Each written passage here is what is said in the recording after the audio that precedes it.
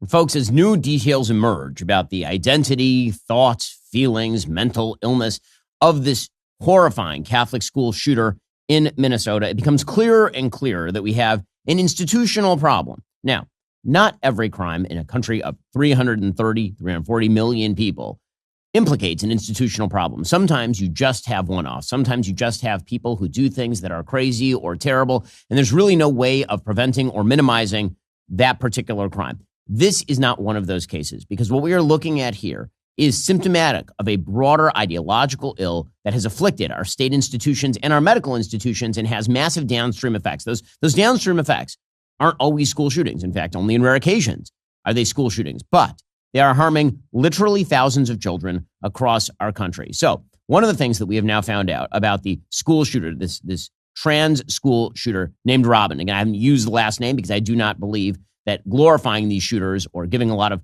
attention to their names is worthwhile.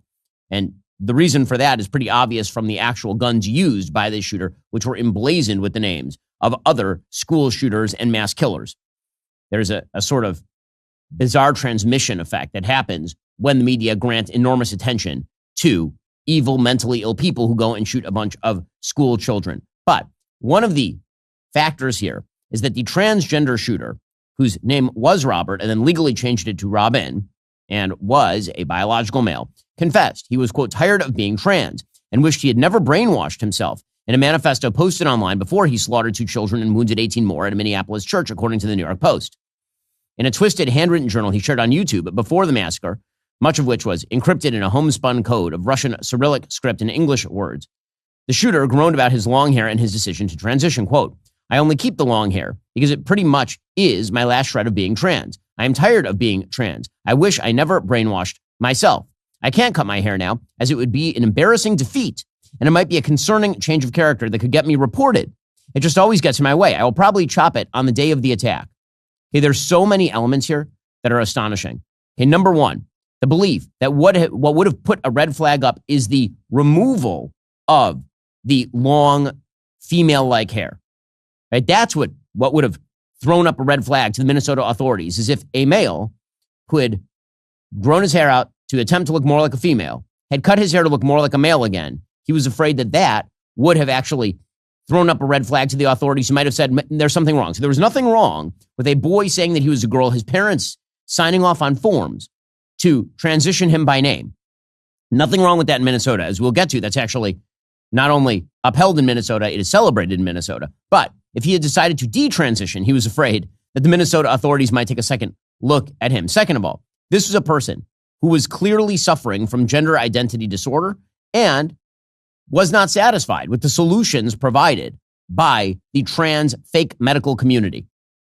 Now, we've been told by that fake medical community the only way to prevent terrible things from happening to and from trans people who are trans identified, is to pretend along with them that they are members of the opposite sex. And in fact, we are supposed to socially shame people who, quote unquote, detransition. The shooter wrote, quote, I regret being trans. I wish I was a girl. I just know I cannot achieve that body with the technology we have today. I also can't afford that. He said, I like feeling sexy and cute, but my face never matches how I feel. I hate my face. Maybe that's why I like furries so much. You can give yourself a new body and face. I want to be that black face mask on Beyonce's body, LMAO. So, was this person just a woman? Because if you listen to the media, the answer is yes. The headline from the New York Times, believe it or not, I mean, this is totally insane. The headline from the New York Times yesterday was, quote, Minneapolis suspect knew her target, but motive is a mystery. The amount of Orwellian doublespeak here is insane, totally crazy. So respect the killer's pronouns, preferred pronouns, but pretend that the motive is a mystery. We know exactly what the motive was because it is spelled out in all of the journals, in the YouTube videos, on the guns themselves. This is not a gigantic mystery wrapped in an enigma. This is the media trying to cover up the reality of the situation, which is a mentally ill person who is not given proper treatment, who is told that his delusions were, in fact, a reflection of the evil patriarchy and a terrible traditional society, whose parents were told by medical and state institutions the most important thing that they could do to minimize threat to their child and threat to others was to pretend along with this person that he was a woman, that any sort of corrective activity designed at alleviating gender identity disorder by saying, no, actually, you are a boy, and we need to deal with that in rational, psychologically tested ways. Instead of doing that, they decided to play along, and the consequences were murder in this particular case. It is also demonstrative of the fact that for a lot of people who have gender identity disorder, what they are actually suffering from is autogynephilia. This is a person who obviously was turned on by the idea of himself as a girl, rather than believing that he was a girl. But when I say this implicates our institutions, I mean it. It implicates our schools. It implicates our medical institutions. It implicates state legislatures. Begin with medical institutions. Now, just by coincidence, over the course of the last couple of days, we dropped that story about the American Medical Association and the head of the AMA, Dr. Bobby McCamala. We've been talking about it extensively on the show the last couple of days. We recorded those shows before the actual shooting occurred.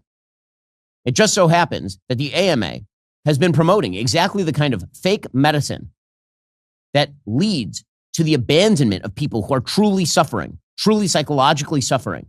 That fake medicine, which masquerades as empathy, is not, in fact, medicine.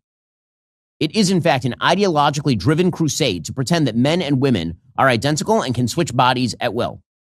And it is a lie. In fact, we know for a fact now that the shooter in this particular case was interested in detransitioning, didn't want to be trans anymore, but had been told by the medical establishment, by the state, by the influential authorities, that that was an impossibility, that once trans, always trans, that a boy can become a girl, but can't become a boy again, and that it would be shameful and somehow a surrender to do so. And here is the head of the AMA, Dr. Bobby McCamala, saying that people literally don't transition. It's just not a thing that happens. So we shouldn't worry about it. And we certainly shouldn't leave the opportunity open for people with gender identity disorder or any other form of trans delusion to start to feel comfortable in their own biological body. Instead, we ought to transition the body to meet the vagaries of the mind. Yeah, but even so you're a doctor, you're a surgeon. How can you justify doing surgery, the most radical surgeries that medicine has come up with, on an individual who has a evolving or changing gender identity? How can you write that possibility? So the people that actually change back. So are you talking about, so when an adult, after 20 years of feeling like they are a woman instead of a man, is considering suicide and wants to do something about that, then they go to a psychiatrist, they get medicine, and then they would consider an operation if that's really what was going to keep them healthy. And that doesn't even happen in kids in Michigan, by the way. If you're talking about pediatrics, it's a totally different thing. Now, again, this sort of delusional insanity from the AMA, the most important medical organization in America, it is embedded. This trans ideology, this blight, this lie is embedded in our most important institutions, including medical institutions. If you wonder why there is no trust in the CDC, if you wonder why there's no trust in the NIH, if you wonder why trust has been completely undermined in quote unquote science, it's because the ideological left infiltrated all of these organizations, took them over, and then wore their face around as a mask, like Hannibal Lecter, and then said, why don't you just trust the science? And the answer is because you're not doing the science. You're not interested in the science. You're interested in the ideology. This ideology has infiltrated into our classrooms. It's being taught to young kids. Yesterday, video emerged of a non-binary teacher. Now, again, non-binary is another delusion. There is no such thing as a non-binary human. Human beings can be intersex. That is still not non-binary. Non-binary is the idea that you are neither male nor female in your heart. The answer to which is, who cares? But here is a non-binary teacher named Nairobi Makiba Colon in Camden, New Jersey, at the KIPP Hatch Middle School. Now, first of all, I should point out, you know how thoroughgoing this ideology is, how much it has infiltrated every part of American public life when this is infiltrating schools in Camden, New Jersey. Camden, New Jersey happens to be one of the most high crime cities in all of America. I know, I visited there. It's a horror show. It's a true horror show. If you want to see what it looks like, go check out our series from last year, Divided States of Biden. We went to Camden. It is awful. It is a terrible place. And instead of worrying about an enormous number of kids who don't have fathers in the home in an area blighted by crime. They're busy teaching kids that they must use the correct pronouns. Good morning, class. My name is Teacher Roby. I'm going to do a quick introduction before we get started. Here's my teacher picture. Everyone in here will be able to take a picture this year, so I'm excited to see how those come out. I am non-binary. My pronouns are they, them. For example, they are a great art teacher. They taught us how to draw stitch. It is super important to get our pronouns right. If you do make a mistake, I will politely correct you. No worries. That goes for me too. So if I ever get your name or pronouns wrong, please correct me every single time. The absolute insane narcissism of this and then cramming it down on kids. This is happening at schools across the country. This is not a sort of fringe thing happening at a few schools. It is literally happening at public schools across the country. Meanwhile, how about the state of the law in Minnesota? So Minnesota, in 2023, passed a law, Chapter 28, HF number 16. Section 1, 214.078, protection from conversion therapy. Now, there have been a bunch of laws passed across the country with regard to conversion therapy. When most people think of conversion therapy, what they think is that there is somebody who takes a gay kid, hooks the kid up to electrodes, and then zaps them until they're straight. That's what conversion therapy is, because that is like the old-fashioned horror show that many people attempted back in like the 1970s, early 1980s maybe.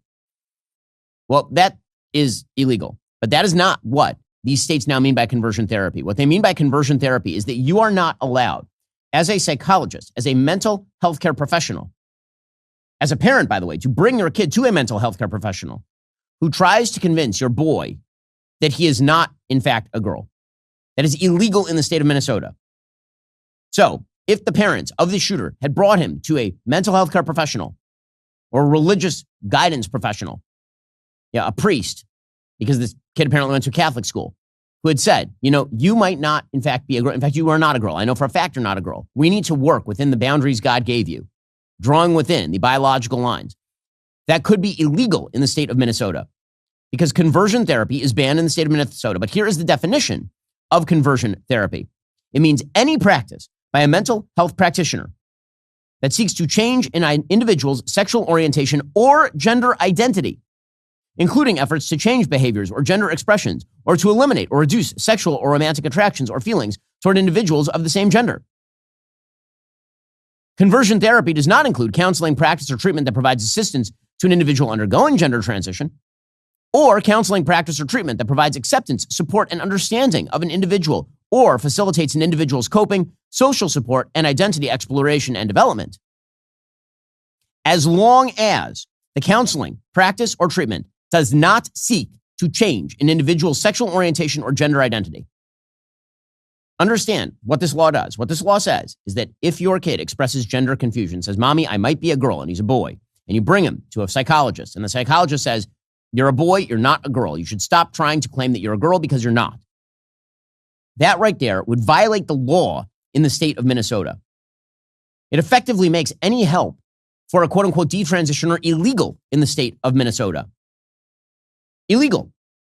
Like if you brought this shooter before he was a shooter, this troubled young man, deeply mentally disturbed young man, to a mental health professional, and he said, "Listen, I'm a boy, I'm struggling with my gender identity, but I feel like a girl." And you said, "You know what? You're not a girl, you're a boy." You might be in violation of the law in the state of California, in the state of Minnesota. It's embedded in the law. Again, it's also embedded in Minnesota law when it declared itself back in 2023 a trans refuge state. Why? Well, because that 2023 legislation signed by Governor Tim Walz, again, insanely enough, the vice presidential nominee for the Democrats, according to the New York Post, blocks out-of-state subpoenas, arrest warrants, and extradition requests for people who travel to the land of 10,000 lakes from other states for sex reassignment surgeries or hormone treatments. So let's say that you are a parent and your kid absconds with another adult to the state of Minnesota for a gender transition, and you say, "No, I want my kid back." They will not extradite your kid in the state of Minnesota. If you, as a parent in the state of Minnesota, say no to transition procedures, or you wish to fight the insanity that is this ideology, you could have your kid removed from you under Minnesota law. That is horrifying. It's horrifying. You have an entire delusion that is now being promoted by state legislatures, by governors across the country, particularly in blue states, reinforced by the lies of medical associations that are supposed to be all about do no harm and instead are actively promoting harm. Promoted by an educational system completely honeycombed with members of the ideological left. And the costs are very real. This happens to be an outsized cost because it's not just about the person who had the mental illness. It's about all the people that person decided to harm. Obviously, that's the main story here. But the point is that this is part of a broader systemic problem. Now, Democrats, of course, have decided that it's all about the guns, always and forever, because that's the formula. If this were a white supremacist shooting up a mosque or a Jewish school or a Catholic school, for that matter, then there might be some talk about the ideology, about the system of white supremacy, about the basic philosophy of white supremacism and the evil that it promotes. But if this is clearly an offshoot of trans ideology, which it was the targeting of a religious Catholic school for the murder of school children by a trans-identified person who had in his journals many references to not only his trans identity, but also to the evils of Catholics and Jews, President Trump and all the rest, well, then it must be the gun. That's the way this works. So here's Minnesota Lieutenant Governor Peggy Flanagan, who really should shut her face. I mean, Peggy Flanagan, again, just a couple of months ago, was wearing around a T-shirt that said protect trans kids with an actual emblazoned knife on it. This is not a person with the moral authority to be speaking about this particular shooting. But here we go. We continue to hear people say, why does God let things like this happen, right? And I would just say that God weeps, that we have tools, that we have elected leaders who want to, move legislation that could truly make a difference. And I think we just need to, have that willpower to take those steps that are needed to protect our communities. I don't wish to hear lectures about God from you. I do not wish to hear lectures about God's mercy or justice from a person who believes in T-shirts that have knives on them, talking about how kids need to be protected by promoting the idea that they can be members of the opposite sex. Meanwhile, the American Federation of Teachers, Randy Weingarten, doing the same routine. She says a national assault weapon ban would work. Would it, though? Because it turns out this particular school shooter had a bunch of different weapons. And there was an assault weapons ban in place from the mid-90s until the early 2000s. Then it expired, and it had no impact on school shootings by the measures. But it's always fun for Democrats to invoke their own religious mantra, assault weapons are the problem. We are better than this. We are who those young people were, who saved other young people, who those teachers were, who saved other teachers, who those medical professionals were, who went with a CT scan with a child, who those law enforcement people are. That is who I see, Chris, in America. I'm all around America. That is the best of America. But we have to have the national conversation around a set of relief or policy that we know will work, and a national assault weapons ban would work. Okay, you have no actual data to back that. None. The idea that the national assault weapons ban would be the thing that stops this sort of thing. By the way, I do know what would actually promote the end of this particular sort of shooting, and that would be that people identified as suffering from gender identity disorder not be allowed to purchase weapons. How about that? How about that? Again, Democrats are all very much in favor of red flag laws until it applies to people who legitimately are mentally ill, who they believe are actually just victims of society. Meanwhile, David Hogg, he gets to have another moment in the sun. So David Hogg, who originally made his name by being a student who attended Parkland, he was there during the Parkland shooting, but he parlayed that into a leader in activism and then a slot at Harvard University with a below average SAT score. And then he parlayed that into a very short-lived stint as the vice president of the Democratic National Committee. And then he was thrown out because he was basically destroying everything within. But don't worry, he's still here to be useless. So here he was on CNN going off on, of all people, President Trump. After a trans person shoots up a Catholic church in the blue state of Minnesota, it's President Trump's fault, of course. Donald Trump has the power to do something about this. After Parkland, he repeatedly said, you guys are cowards. You're not going to do anything because you're afraid of the NRA. we need to do something about guns. That is what he said. And then he met with the NRA and did nothing. Why? Because he is a coward. And my message to Donald Trump is that you are a coward, sir. You are not going to do anything about this issue because you are terrified of the NRA, even though you have the power to save tens of thousands of lives. You were the strongest president in modern American history with a chokehold over your party and both chambers of Congress. You have the power to end this, but you are not going to because you're a damn coward. Okay, again, this sort of ridiculous pandering by people like David Hogg, a complete career useless person is what he will become. He already has been. He's young. Maybe there's time to change. Prediction, 50 years from now, he's just as useless as he is right now. But the idea that Trump can single-handedly snap his fingers and bam, all school shootings stop, that, of course, is an absurdity and a moral blight. That is not true. Stephen King is trying to shift the focus away from the identity of the shooter, saying, quote, whether he was transgender is beside the point. The point is, he had a gun. Well, actually, no, that is incredibly stupid. I own multiple guns. I'm a threat to no one except a criminal who breaks into my house. In fact, there are millions of Americans who own guns who are not going to go shoot up a school. So if what we are doing is identifying the most likely causal factor that is correlative with school shootings, and it goes mental illness or gun ownership, I promise you that significant mental illness has a much higher correlation with school shootings than just gun ownership alone. The gun didn't do anything on its own. It had to be in the hands of a deranged human being. It's the struggle to avoid the obvious here from the left is pretty incredible. Former Homeland Security official Donnell Harvin, he added his voice to the mix over on CNN saying the same sort of thing.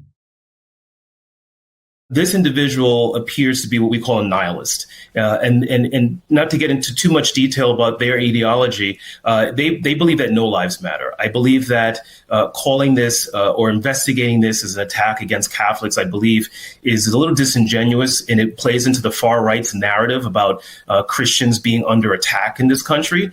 Clearly, since this person went to this school, it appears to be, and we don't know their background. But I think that we're starting to see the creepings of the politicization of this tragedy.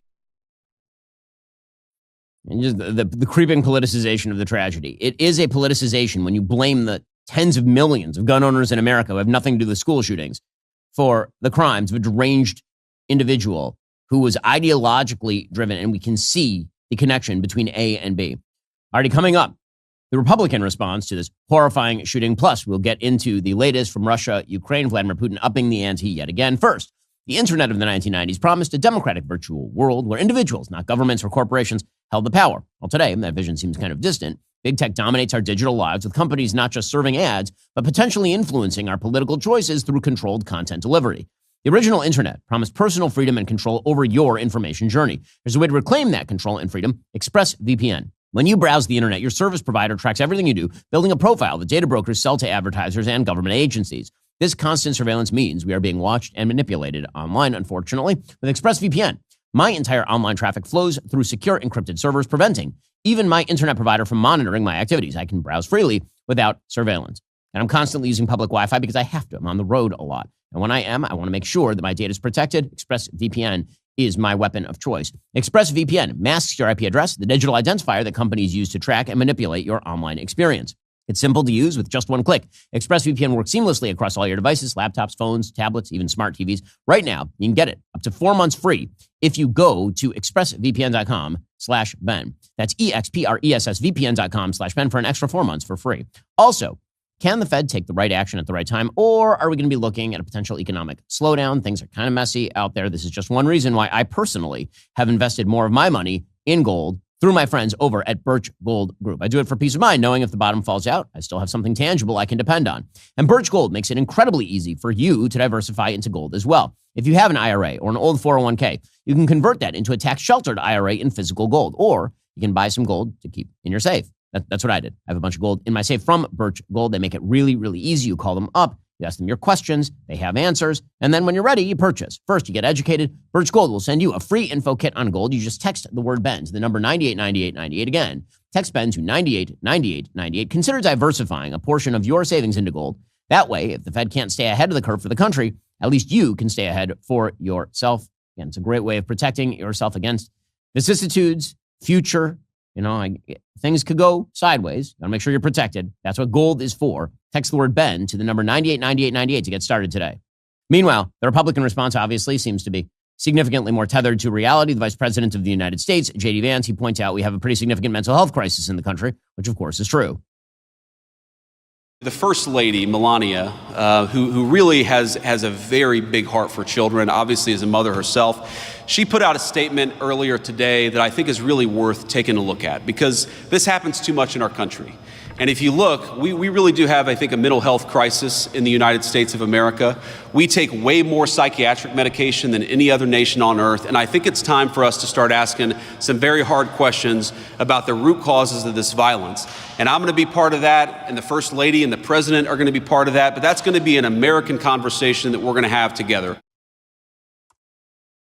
Okay, that does need to be a conversation that is, in fact, had. Now, there is something else that's been happening across the country, and it is connected to this school shooting. And that is the radical heating up of rhetoric that we have seen. Obviously, this has been ongoing. It is not relegated solely to the left. It would be dishonest to claim that it is. It is ratcheting up very, very high from the left right now, obviously. And that is particularly true when you consider that literally 0% of Democrats are happy with the direction of the country right now, according to the latest Gallup polls. 0%. Pretty astonishing.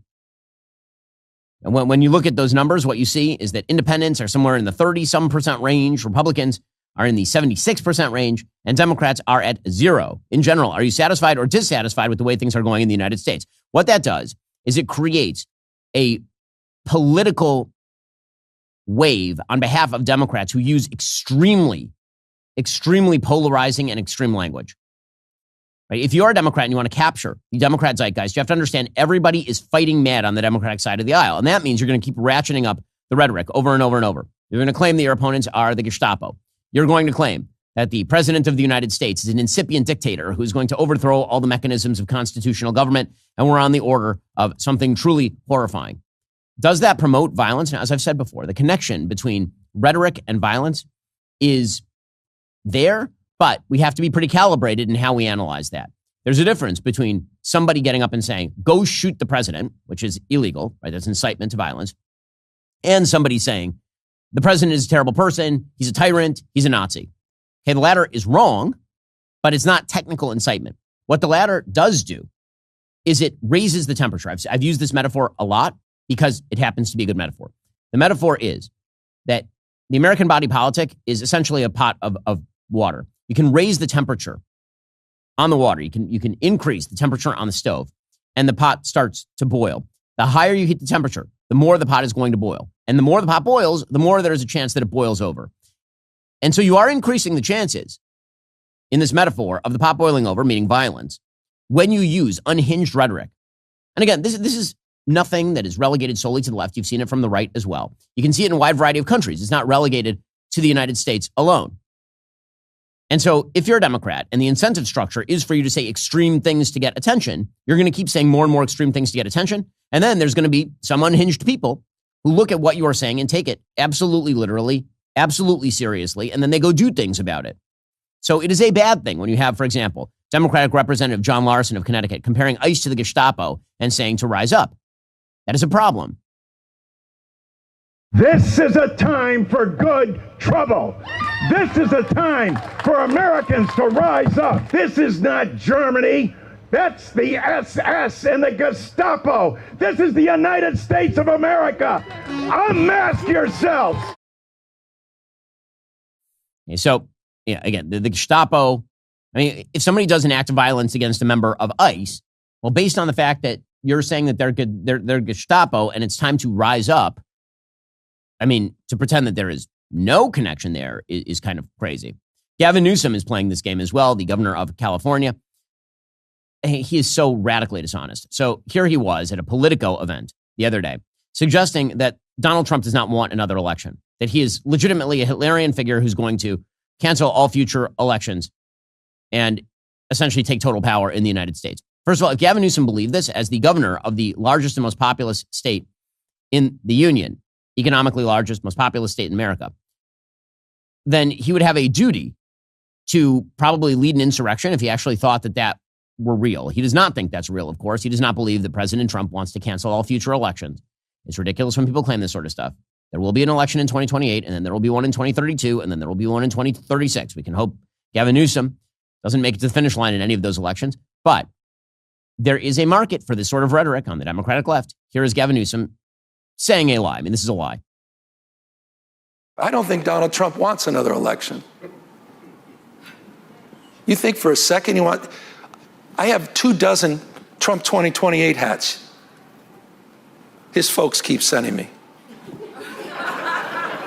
And you think he's going to run again? No, don't give me. You don't. Who spends $200 million on a ballroom at their home and then leaves the house? So this is serious, guys. This is serious. So it'll be Newsom Trump in 28. No. This guy doesn't believe in free, fair elections. He tried to wreck this country. What were you there, January 6th? Okay, so notice that the audience itself is laughing at this, literally laughing out loud at Gavin Newsom. Now, he's pretending that he's serious about this, and the audience, because it's a Politico audience, so presumably they know something about politics, they're laughing. The host is laughing. Gavin Newsom's like, no, it's perfectly serious. There will never be another election if Donald Trump has his way. Okay, if you believe that, if you truly believe that Hitler is on the move, then you have a moral duty to stop it. This sort of ratcheting up is terrible for our constitutional republic. Truly a bad thing. Truly a bad thing. Now, do I think Gavin Newsom believes anything? Of course he doesn't. Gavin Newsom doesn't believe a single bit of this. Because you know what you don't do? You don't troll Hitler. That's not a thing that people generally do when they are worried about incipient Hitlerian fascism. But that's what Gavin Newsom is doing full time, because again, he's just seeking attention. He's like a small child who's screaming in the other room and kicking his feet, desperately hoping for attention. So yesterday, he released a video of himself doing a fake Trump conference. So he looked at President Trump. President Trump has these long pressers where all the members of the cabinet are there praising him and talking about how great he is. And Gavin Newsom decided that he was going to mock that and then talk about how crime rates in red states were really bad, neglecting, of course, the fact that the crime rates in red states, the ones that are bad, it tends to be because of blue-governed large cities in red states, like, say, New Orleans in Louisiana. But here's Gavin Newsom mocking President Trump. This is why I say I can't take him seriously when he says there won't be another election if Trump has his way. He doesn't believe that. He doesn't, no incipient dictator gets mocked this way. If he is to invest in crime suppression, I hope the President of the United States would look at the facts. Just consider Speaker Johnson's state and district. Just look at the murder rate. That's nearly 4 times higher than Californians in Louisiana. This is Speaker Johnson, 4x higher. I'm just offering, again, you've not seen this on Fox News, so President may not be familiar with these facts. So I want to present some facts to the President of the United States, and imagine this is alarming to the President to learn these facts. Mississippi leads the nation as the #1 murder state in America. Imagine this in particular may resonate with the President of the United States. It's got a murder rate, it's 180%. 180% higher than Los Angeles. It's interesting. LA has more people. These are all per capita numbers. More people than Los Angeles. Perhaps the president could deploy the National Guard in every corner of Mississippi. And the fact remains, if the president is sincere about the issue of crime and violence, there's no question in my mind that he'll likely be sending the troops into Louisiana and Mississippi to address the unconscionable wave of violence that continues to plague those states. I mean, he is so cringy. He is so unbelievably cringy. He's just a big ball of cringe, Gavin Newsom. By the way, it should be mentioned that the #1 murder city in Mississippi, just to take an example, is Jackson, Mississippi. The mayor of Jackson, Mississippi is John Horn, Democrat. In fact, I decided to ask my sponsors over at Comet, a new web browser by Perplexity, a question analyzing the top 10 highest crime major cities in red states, right? The red states would be Newsom's select group. Over the past 30 years, what percentage of that time have those cities been governed by Democratic mayors? Most of the top 10 highest crime major cities in red states have been governed by Democratic mayors for a significant majority of the past 30 years, often exceeding 80% of that period or more. This trend is clearest in cities such as Memphis, Tennessee, and St. Louis, Missouri, and is broadly consistent with other high crime major cities in red states. The top 10 high crime cities in red states commonly include Memphis, St. Louis, Baton Rouge, New Orleans, Birmingham, Little Rock, Detroit, sometime included in red state analysis. Baltimore, disputed as to red-blue in terms of Maryland. Jackson, Mississippi, and Shreveport.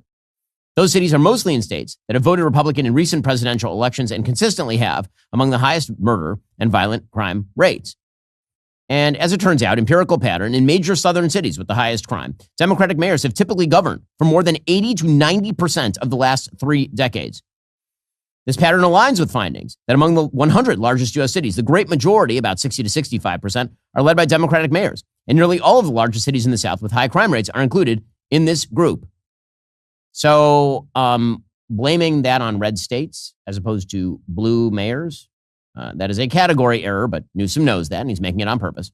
We'll get to the latest economic reports plus firings at the CDC in a moment. First, I follow the headlines every day. I'm constantly plugged in, busy, always running around. When I rush out of work each evening, there's only one thing on my mind: getting home to the family, because my family is the thing I care about the most. But here's what I realized. All that running around robs families of something precious, that quality time around the dinner table. And you know what can change that for you? Good Ranchers. At Good Ranchers, all their meat is 100% American, raised on local farms, delivered straight to your door. No more grocery guesswork.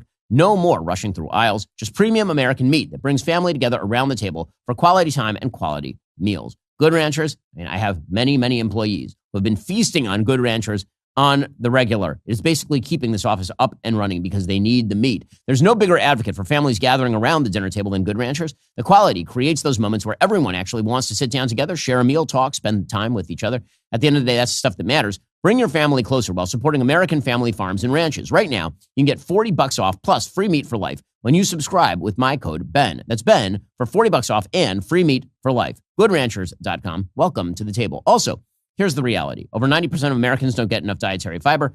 Most of us don't hit that recommended variety of fruits and veggies either. I know that I typically don't, which is why I use Balance of Nature supplements. These aren't some artificial knockoffs trying to mimic what nature provides. They just let nature do what it does. We're talking about 47 real ingredients: mango, wild blueberries, spinach, kale, shiitake mushrooms, broccoli, the whole works. Plus, their fiber and spice blend is also unique. It combines 4 whole fibers like psyllium husk and flaxseed with 12 aromatic spices, including turmeric and cinnamon. You won't find another supplement that does all that stuff. I also appreciate no artificial additives, no added sugars. It's just clean stuff. They're vegan, they're kosher certified by the OU, they're gluten-free. You can mix the powder into smoothies or sprinkle it over your food. No bags, no mess, no measuring. When I'm on the road, I mix it right into the protein smoothies. It is a great on-the-go way to ensure that I'm eating healthy. After years of research and development, they've created something that makes getting proper nutrition convenient. Go to balanceofnature.com, use promo code Shapiro for 35% off your first order as a preferred customer, plus get that free bottle of fiber and spice. That's balanceofnature.com, promo code Shapiro. Meanwhile, Democrats are struggling on their own to come up with an answer to President Trump. I mean, they themselves are far too radical. James Carville, who again has occasional brushes with reality, he exploded over the DNC doing a land acknowledgement to open the other day, which, of course, Carville at least has enough touch the grass to him to understand that most Americans are not interested in a party that opens its actual national convention every year by suggesting that America is stolen land.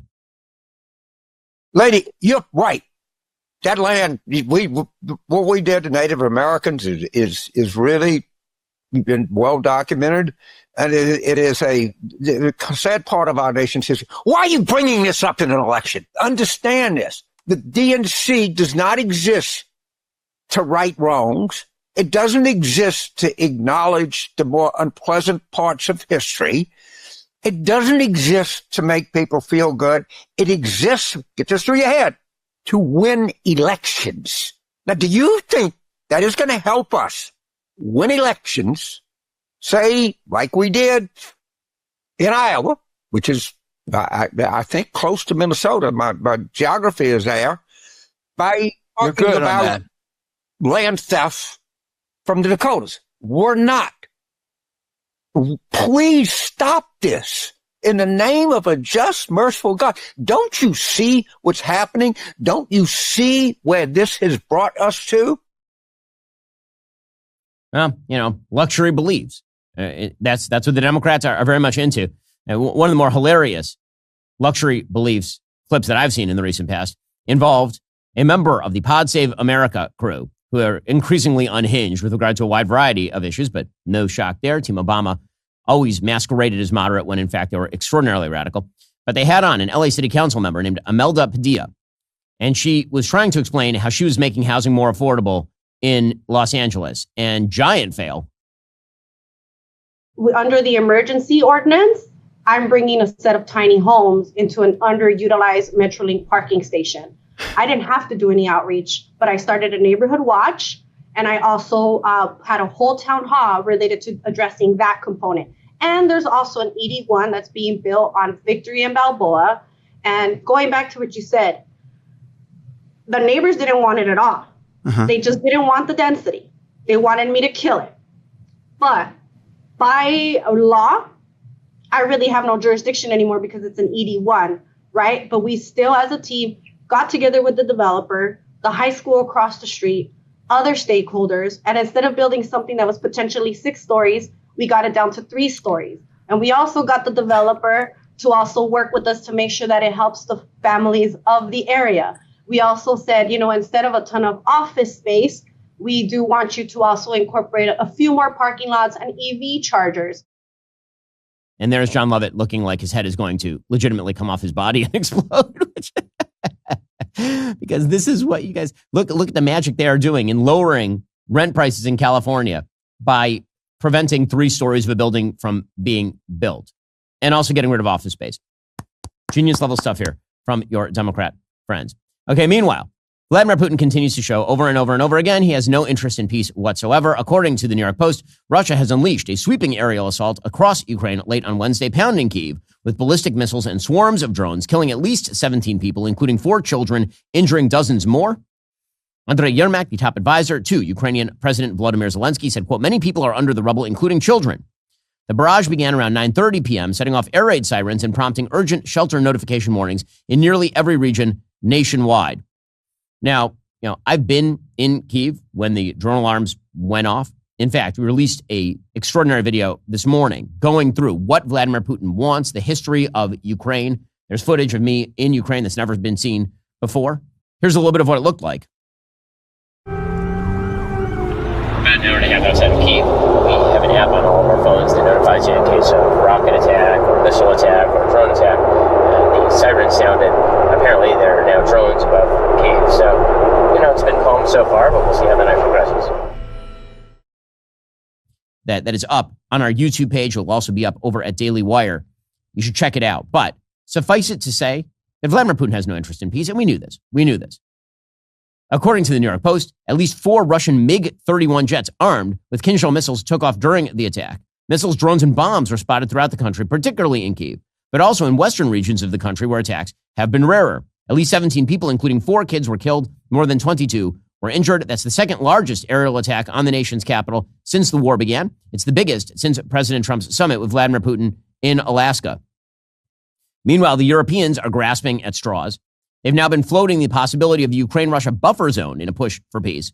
According to Politico, they're weighing the creation of a 40-kilometer buffer zone between the Russian and Ukrainian front lines as part of a peace deal, a last-ditch idea Moscow has embraced that would likely stretch the continent's modest number of peacekeeping troops. The proposal, according to 5 European diplomats, is among several that military and civilian officials are considering for either a post-war or ceasefire scenario in Ukraine.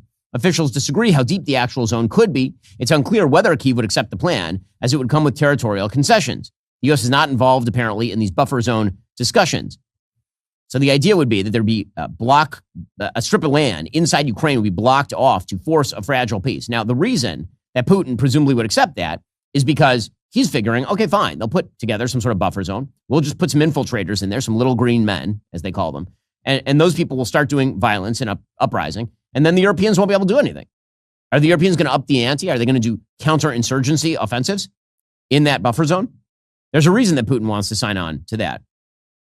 European diplomats have stayed away from likening this to the heavily guarded divide between North and South Korea. They compare it more to the division of Germany during the Cold War, which, again, was an actual hard division.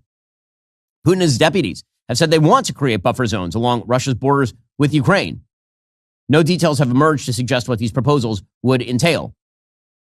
So Russia's probably figuring, okay, if we've got a buffer zone, then we will be able to, again, exploit that buffer zone, because the question, as always with Russia, is who's going to stand up to them when they push. The Russian way of war is you push where there's mush. This goes all the way back to Lenin and Stalin.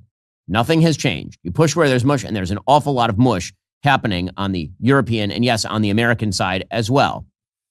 And if you want Vladimir Putin to come to the table, you need to up the ante in the other direction, which is what President Trump had signified he wanted to do on Truth Social last week.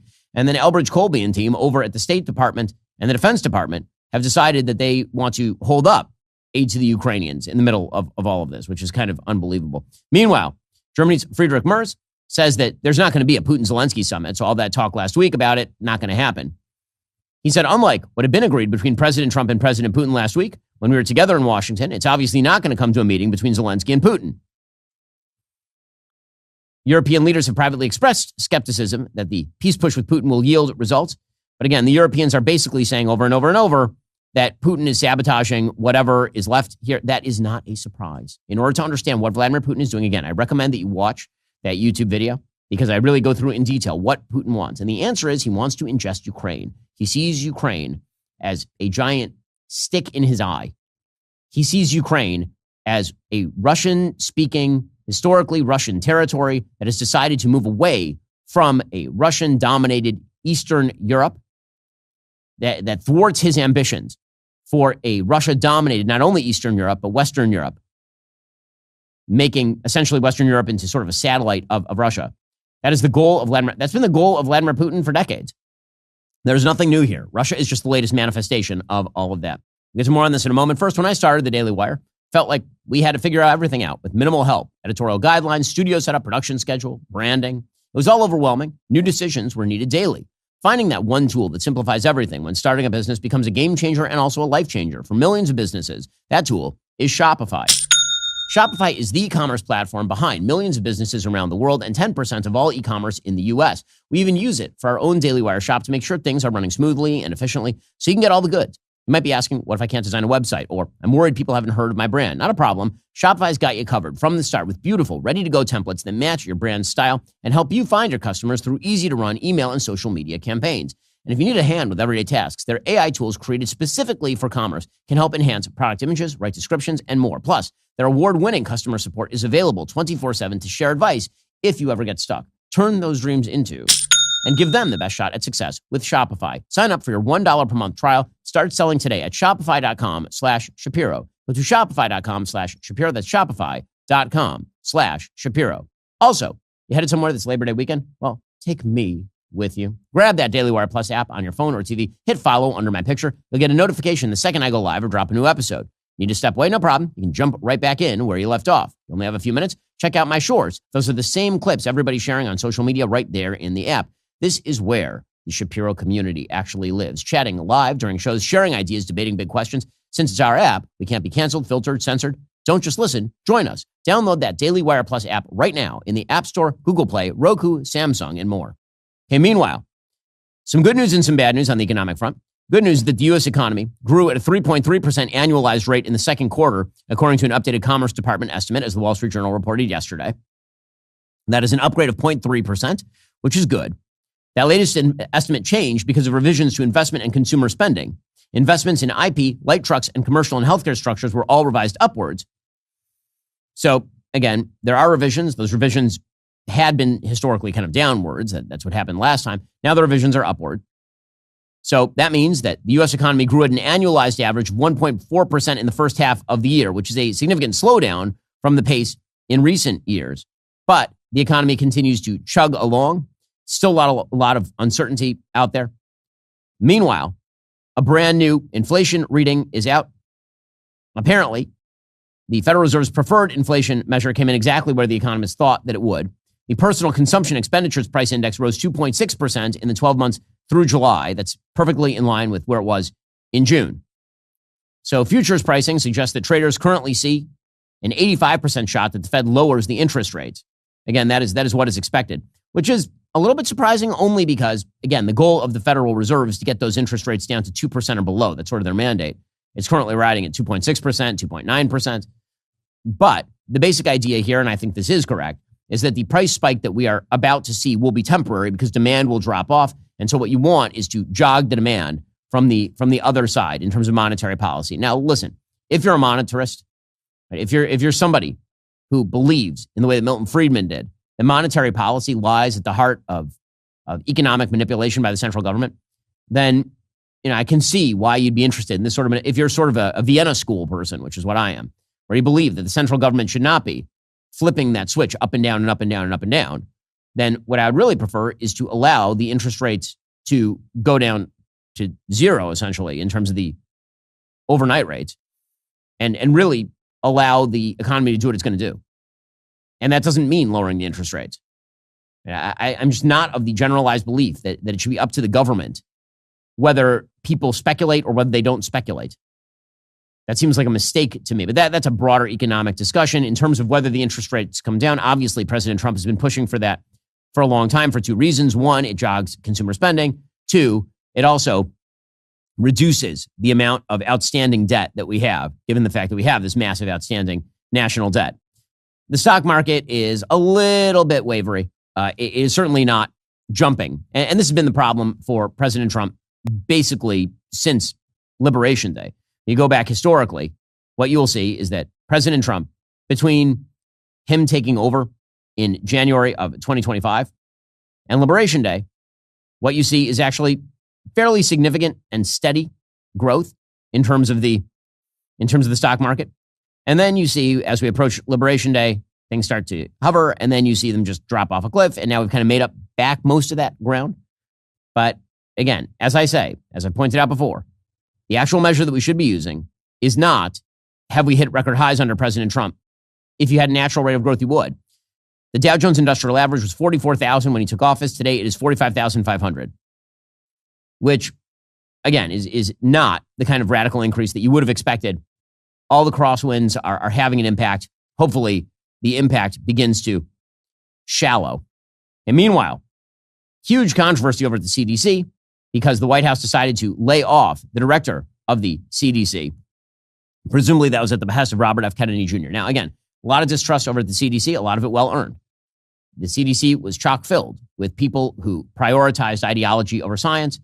As we talked about yesterday, one of the people who is leaving is the Mpox guy, the one who is posing shirtless with BDSM pentagram gear. That guy's gone, and that's good. However, the question remains as to what exactly the CDC is going to be from here on out. Is it going to be sort of a tool of RFK Jr.'s more bizarre medical beliefs? Or is it actually going to follow the science, which is what we were promised? Well, apparently, the person who's going to be selected to replace the outgoing head of the CDC, Susan Menares, is Jim O'Neill. He's currently the deputy secretary at the Department of Health and Human Services. That is the interim leader of the CDC. So O'Neill served in the George W. Bush administration as a senior health official before becoming a close ally of investor Peter Thiel. He was confirmed by the Senate in June to serve as a deputy HHS secretary. As the acting CDC director, O'Neill is set to play a key role in the agency's efforts to revise vaccine recommendations, with the CDC scheduled to hold a meeting of vaccine advisors next month. That process, overseen by RFK Jr., is expected to lead to a narrower CDC guidance on which Americans should receive coronavirus vaccines. That's fine. Again, I think that the original mandate that came down from the federal government with regard to the vaccines, which is that kids needed them, was an absurdity. Is something that Marty McCary has talked about, who, again, is working inside the HHS. So that is not a bad thing. O'Neill was a frequent critic of the CDC. He tweeted things like, is Omicron the best vaccine? Remember, the CDC can redefine the word vaccine at will. And I mean, I pointed that out at the time. If you go back and listen to the show, I said Omicron may actually have ended the pandemic because everybody got it and fewer people were dying, which is typically what happens with viruses as they get less voracious. They get more viral and less voracious. They kill fewer people, but they affect more people. Kevin Troy, who served as deputy HHS secretary under George W. Bush, described O'Neill as a tested health official. He said he believes the CDC should focus on its core mission of combating dangerous communicable diseases. I trust he will bring that perspective to his new role. Okay, so that seems like a fine pick. Still not sure, what the run-in was with Menares, but the person who is slated to replace her seems basically fine. And as Caroline Levitt points out over at the CDC, the president does have the power to fire who he wants at the CDC. That is under the prerogative of the executive branch. Her lawyer's statement made it abundantly clear themselves that she was not aligned with the president's mission to make America healthy again. And the secretary asked her to resign. She said she would, and then she said she wouldn't. So the president fired her, which he has every right to do. Okay, well, obviously that is true. Alrighty. Joining us online is Thomas Chatterton Williams. He's an author and staff writer at The Atlantic. He's also a visiting professor of humanities and senior fellow at the Hannah Arendt Center at Bard College, a 2022 Guggenheim Fellow, and a non-resident fellow at AEI. He has a brand new book out titled The Summer of Our Discontent, The Age of Certainty and the Demise of Discourse. Thomas, thanks so much for joining the show. Really appreciate it. Hey, it's great to be with you, Ben. So first of all, it sounds like this book has been a while in the making because it really focuses in on that insane summer of 2020 that basically broke the country in about 10 different ways. So what is the basic thesis of the book? Well, I try to trace the trajectory of the kind of optimism and this kind of multi-ethnic bargain that was struck under the rise of Barack Obama and his first term, through the disillusionment at the realization that the election of one man wouldn't solve all of America's racial tensions, and the kind of great awakening, if you want to call it that, that occurred since, I would put it, at the death of Trayvon Martin, roughly, that went all through Trump's first term, through the Biden administration, peaked in the summer of 2020, and I think contributed greatly to the kind of backlash and recalibration of culture that we're going through right now. So when you look at that timeline, where do you see sort of the breaking point? So you say that, and there was, by the polling data, a tremendous upsurge in optimism with the election of Barack Obama. Race relations in the United States were on an optimistic trajectory. Both Black Americans and white Americans, by all available polling data, were very optimistic about race relations in the United States circa about 2009. And then you can see a sharp dive starting about 2013. And so, there's a temptation always to sort of ascribe racial problems to the Trump administration, the first Trump election, and all the rest. But the reality is that seems to have been symptomatic of something that was already happening by the data that I'm looking at. Oh, very much so. I think that the disillusionment, it's multifaceted, of course, but obviously Occupy Wall Street and the kind of reaction to the economic crisis cannot be dismissed. And that kind of formed a template for, I think, a left-wing kind of reaction and activism that then found its real purpose in calling, with the rise of social media, with the ubiquity of smartphones and the distribution of videos of police violence and vigilante violence against Black people, the circulation of those videos, Trayvon Martin is a real inflection point, the beginning of Black Lives Matter, and a kind of just growing disillusionment during the second term of the Obama administration that then found its real purpose once Trump got elected in 2016.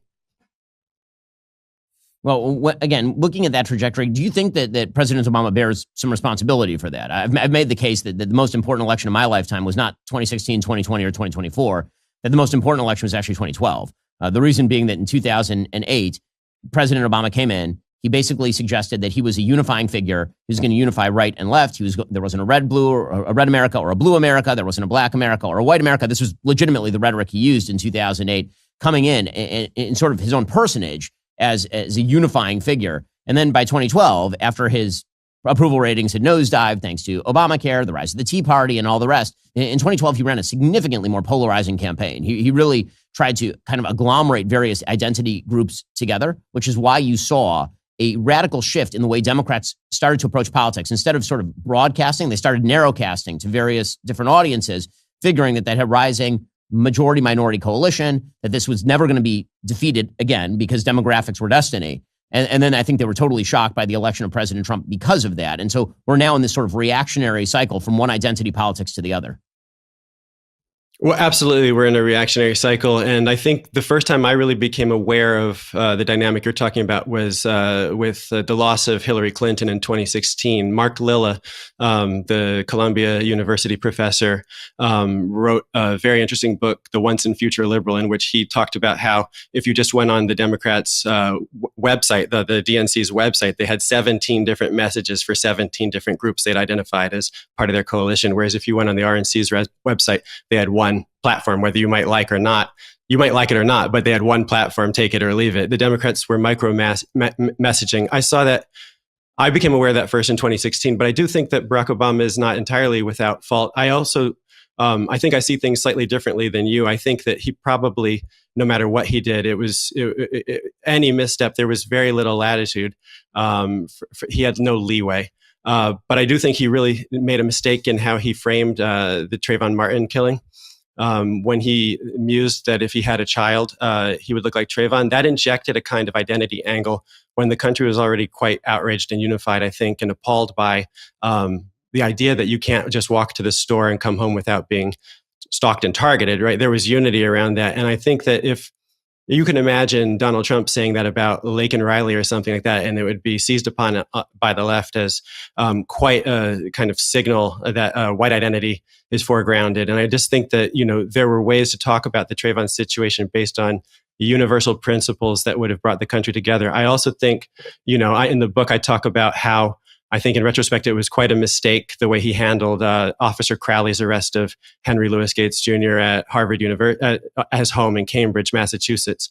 That also seemed to interject a level of interference from the president that wasn't necessary or called for, and that, violated part of what was the kind of post-racial bargain that Barack Obama had come into office with, which was the idea that we are happy to elect you and to believe that America can become a post-racial society. So therefore, that means that when things like this happen, you trust the process and we already have elected you, and you don't actually inject a kind of identity politics into something like the arrest of a Harvard professor. That is just not part of what the post-racial president was supposed to bring to the table.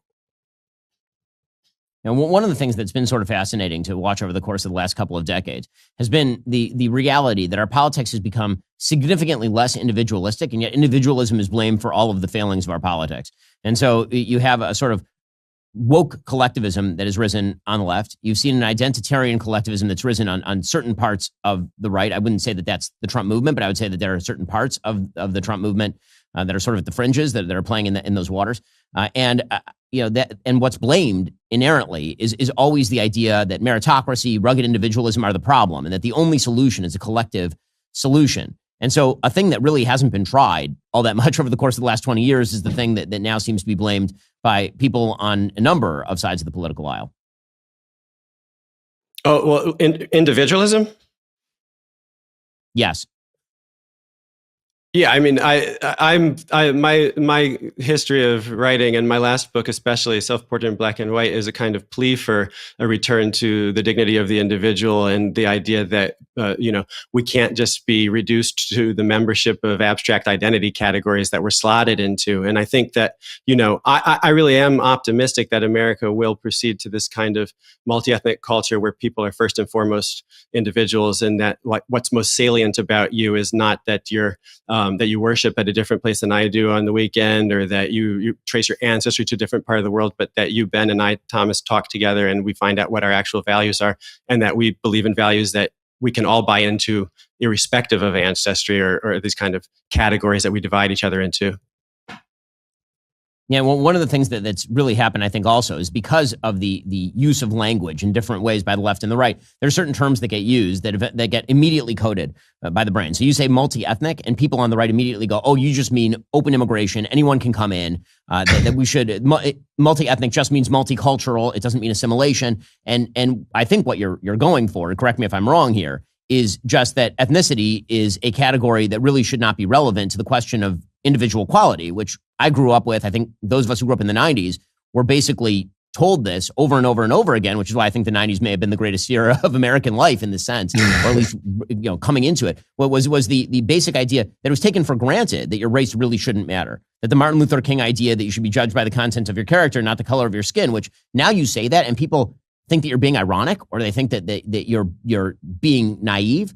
That's amazing, because we all grew up with that basic concept that was the hallmark of what it meant to be an American, was to judge people by their individual virtue, individual moral quality, their belief in the American system, the Constitution, free speech, property right. Like all these things were sort of the things that we grew up with, and those things have been exploded. That's absolutely right. I mean, yeah, we're roughly the same age. I'm a bit older than you, but that's the kind of America that I still believe in and that I was reared in, and I can't forget. And it's worse than even being naive. I've written quite a lot about the idea of, really buying into the idea of colorblindness. Multi-ethnic doesn't mean anything other than that we all trace ourselves back to different starting points, and that's fine. America is able to be a dynamic society because of that. But it's not naivety that you're accused with for kind of espousing that point of view now. It's even worse. It's actually that you are an agent of white supremacy. And it doesn't matter that I'm myself descended from African slaves as much as I'm descended from European immigrants. That is I'm just a black mouthpiece of white supremacy. And just Coleman Hughes has faced that. Many black writers and public intellectuals who try to make that point are dismissed quite easily as merely agents of white supremacy. And so it's kind of nefarious that that has just, and even, in the discourse, at times Martin Luther King is not so fashionable when he's associated too closely with that point of view. Well, the book is The Sum of Our Discontent, The Age of Certainty and the Demise of Discourse. It's definitely worth the read. Thomas Chatterton Williams always has something interesting to say. Thomas, really appreciate the time. Great to be with you, Ben. Thanks a lot for having me. We'll get to the left's definition of Americanism. The answer remains totally unclear. Vice President Vance has some interesting words on it. The show is continuing for our members right now.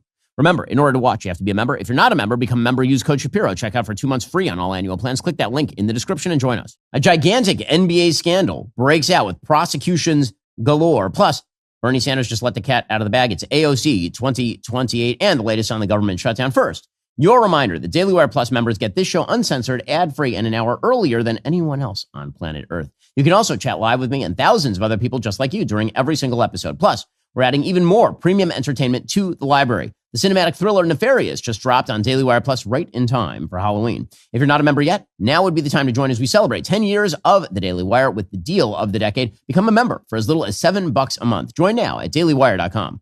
Well, folks, the biggest news in the country is a gambling scandal that involves the NBA and also the mafia. So it's getting really spicy out there. The Wall Street Journal has the details. According to the Wall Street Journal, more than 30 people, including Portland Trail Blazers head coach Chauncey Billups and Miami Heat guard Terry Rozier, were charged on Tuesday as part of a sweeping investigation into illegal gambling, rigged poker games, and match fixing in the NBA. Federal prosecutors unveiled an indictment against more than 24 defendants that outlined a nationwide scheme backed by organized crime families to run corrupt poker games and lure in victims by offering them a chance to play alongside figures including Chauncey Billups, then a former player, and former NBA player and assistant coach Damon Jones.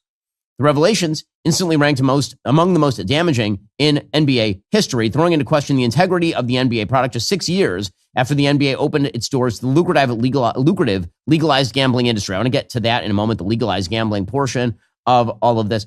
There are really two indictments. So, indictment number one has to do with actual game fixing.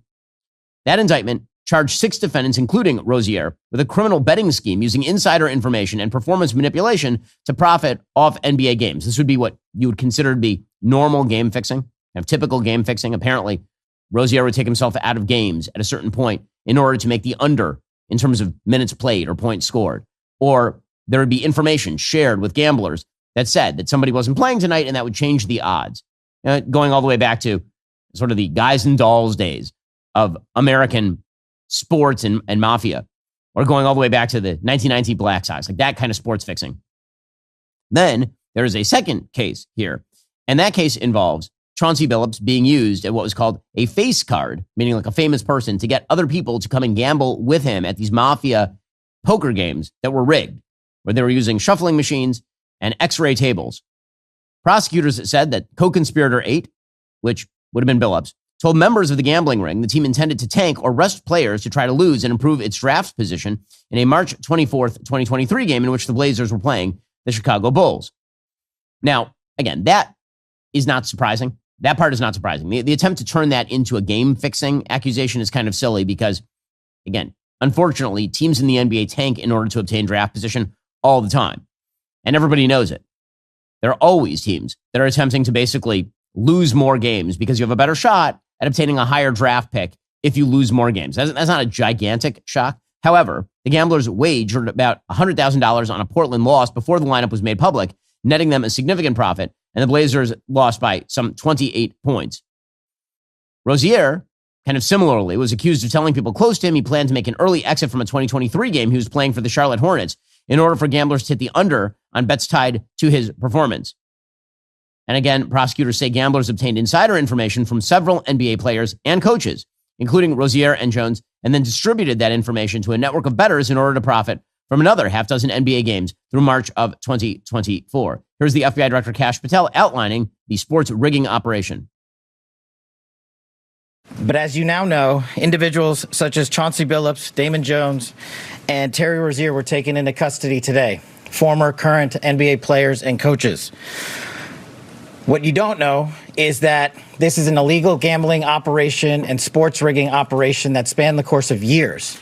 The FBI led a coordinated takedown across 11 states to arrest over 30 individuals today responsible for this case, which is very much ongoing.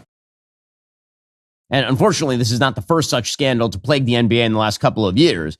Just last year, there was a case about a Toronto Raptors forward named Jonte Porter, who's banned from the league for life because he conspired with gamblers to fix his performance in NBA games. He pled guilty to a criminal charge after faking injuries to manipulate his points total and hit the under on prop bets related to his individual performance in 2 NBA games in January and March 2024. And he said that he participated in that scheme because he himself was in hock to a bunch of gamblers, that he had huge gambling debts. So here's the New York's FBI Assistant Director, Christopher Raya, explain what happened with Chauncey Billups in that case. This alleged illegal gambling operation hustled unwitting victims out of tens of millions of dollars and created a financial pipeline for La Cosa Nostra to help fund and facilitate their organized criminal activity. Victims were attracted to play alongside well-known professional athletes and coaches like Chauncey Billups, only to be unknowingly deceived through rigged shuffling machines, fixing the odds in their favor, as alleged, and as you just heard from the U.S. Attorney's Office. The Eastern District of New York District Attorney Joseph Nisella, he said to the gamblers that their days of winning were over. My message to the defendants who've been rounded up today is this. Your winning streak has ended. Your luck has run out. Violating the law is a losing proposition, and you can bet on that.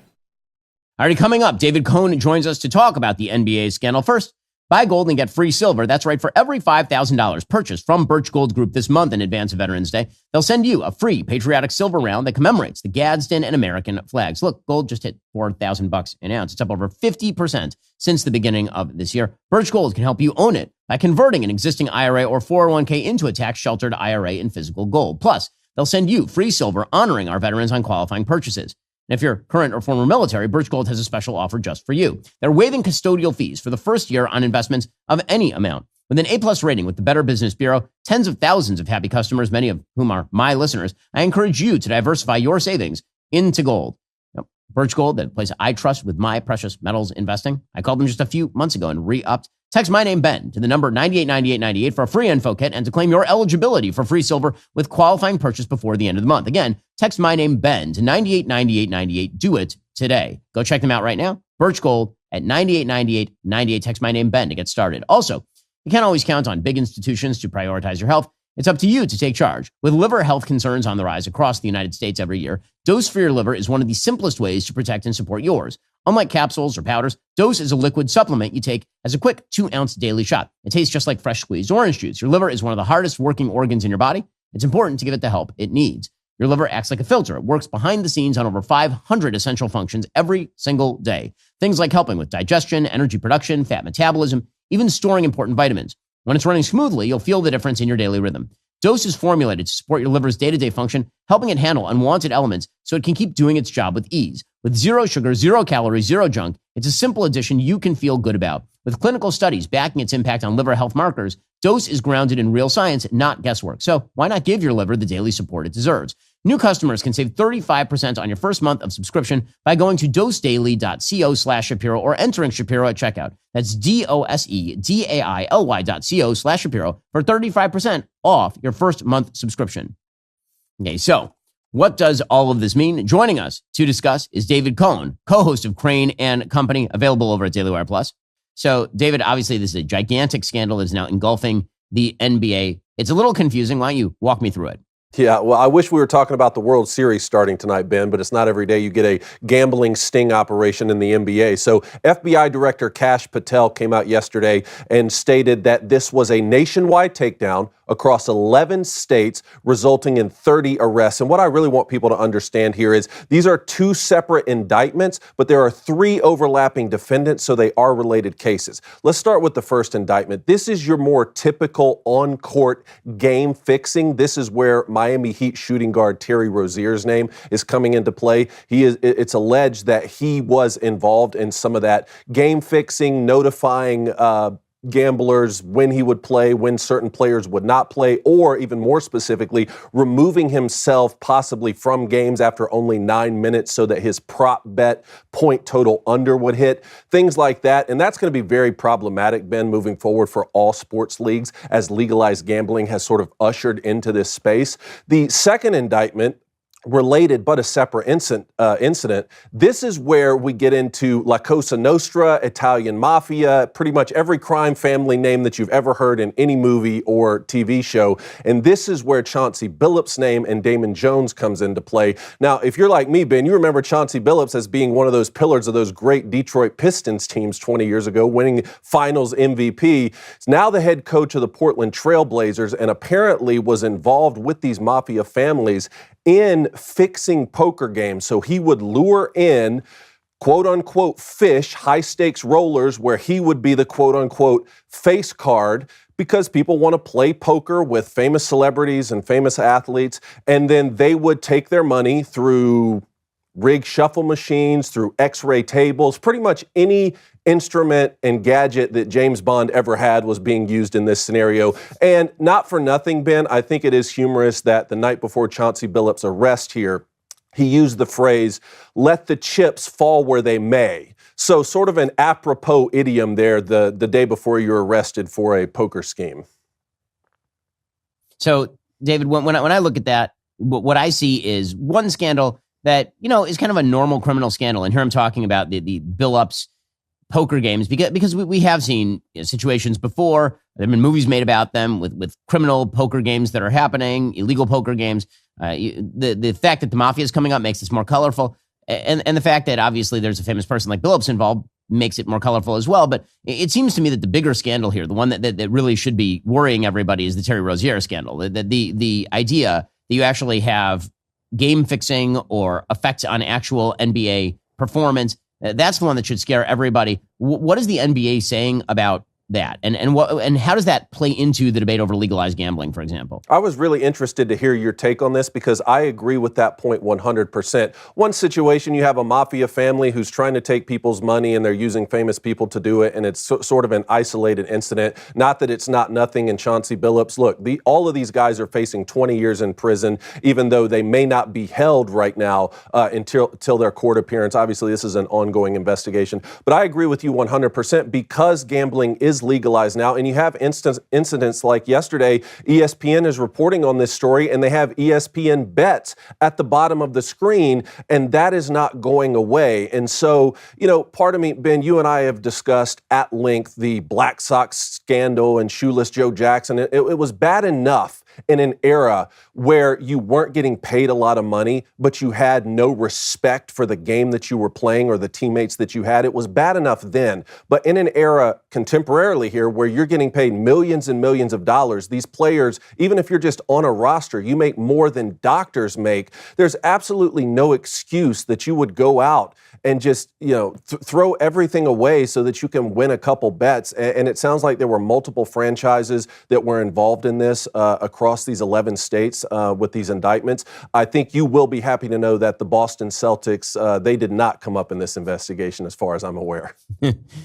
A rare bright spot for the Boston Celtics these days. But, when I look at this, obviously I saw what ESPN did. I saw that ESPN had the ESPN bet marquee underneath on the screen, and then they pulled it down in the middle of the conversation. I thought to myself, that's incredibly stupid. And the reason that's incredibly stupid is because it is not a crime for you or for me or for anybody else to go and put $10 on a sports game. And I'm not sure why ESPN would be shy about that or make the implication that because you or I are allowed to go over to Vegas and lay down a few bucks on tonight's Clippers game, that somehow Terry Rozier breaking the law implicates everybody else in that. That's sort of like saying that that we have to pull down all Budweiser ads because there's a drunk driver who decided to get behind the wheel and then hit somebody. That's not the way these things work. And it's bizarre to me that we live in such a sort of black and white society that the minute somebody does something criminal, it indicts the practice as a whole. Now, again, this doesn't mean that I think that gambling is like the greatest thing that ever happened. Sure. But I also don't generally have tremendous objections to people, going and playing a hand of poker at the local casino, so long as they're being responsible and they're just having fun with friends. I mean, I will admit that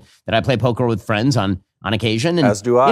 If you don't care about the money that you're losing and that's just a way that you're blowing off some steam and having fun, I really don't see a huge problem with that. That's the difference between gambling addiction or somebody actually participating in what would be, if it were in the stock market, insider trading, effectively. 100%. If you look at that money as if it's entertainment, like you're paying to go to a ball game, I agree with you 100% on that. And look, you're tapping into things that we have these serious conversations here on Crane and Company, and we've had them with you, which is, there are some times where you have Daily Wire members who don't necessarily have any respect or any tolerance for the concept of gambling. But I like the analogy that you use with alcohol. Some people don't touch alcohol at all. Some people don't gamble at all. Some people engage with alcohol use recreationally and don't have a problem. And then there are some people who cannot be near alcohol and they cannot gamble at all because they have a serious problem. And we try and, on a daily basis, reach out to those people and say, hey, this is not for you if you are putting your family in jeopardy. But the more serious side of this is a player, actually participating in on-court game fixing. And Ben, I just worry that this is not going away. Obviously, the NFL had a situation 2 years ago that was much less egregious, where you had players simply gambling on other teams. But because they're all friends and they have inside information on who may play or who may not play, the NFL did crack down on that hard, even though there was no evidence that they were necessarily throwing games or altering their performance at all. And you saw a situation where Calvin Ridley, for instance, wide receiver, was suspended for an entire year, or Jamison Williams, wide receiver for the Lions, I think was suspended for roughly half a year. So the NFL came down hard on that. I think we're going to see more and more instances like this. I just worry, at what point does someone at the executive level get implicated? Because that's when we're really going to sort of cross the Rubicon there, and a sport is really going to be tainted. Yeah, I mean, we've already seen, obviously, scandals involving referees. Tim Donaghy, going back to 2007, who was indicted for betting on games after an FBI investigation. He admitted to betting on games that he had officiated in the early 2000s. We saw that about 20 years ago. And now we're seeing this with Terry Rozier. I just wonder if this is going to crop up every so often with people who are corrupt, and if there's any way to really avoid that. But obviously, it is going to be a black stain on what is, I think, a rising league. I mean, if you had to bet on the leagues in America that are in fairly good shape and seem to be increasing in size and appeal, the NBA seems like a pretty good bet. This is going to be a serious headwind for them, for sure. David, I really appreciate the time and the insight. Thank you for having me. And well, as I was discussing with David Cohn right there, when it comes to this NBA gambling scandal, I think that there are kind of two societal messages that are worth talking about here. Obviously, the inherent corruptibility of man is a very, very real thing. People become corrupt. People do bad things. That is not a shock. There are kind of two fascinating aspects to these two scandals. One is the legalized gambling aspect, where people are saying that the broadening of legalized gambling, that is responsible for this sort of activity. And I think not. I really think not.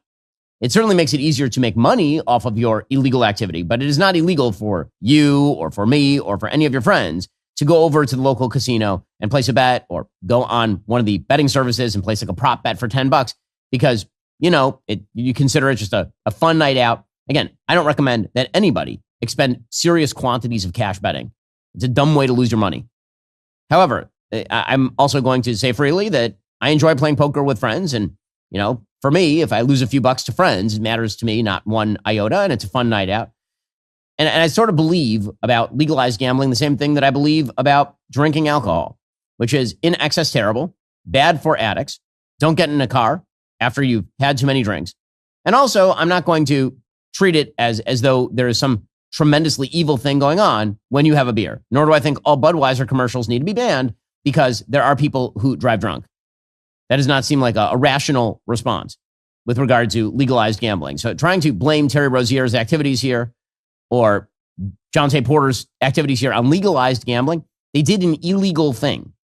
If they'd done a legal thing, we wouldn't be talking about it. They did an illegal thing. Know your limits and don't do illegal things would be the lesson right there. And I think it's easy sometimes for us to say, okay, well, now we should just ban activities wholesale. I need to have to look at the downside of banning the activities. And when it comes to activities like, for example, legalized gambling, if you ban legalized gambling, you should just understand the gambling will likely continue. And not only will it continue, it will be run not by more legitimate outlets. It will be run by, the mafia, which will then actually do the same thing that you saw in the Chauncey Billups case. It will manipulate. It will cheat. It will go after people and take their money illegally again. Again, there's always a balance here. You can make the argument I'm making about a bunch of activities that I think should be banned.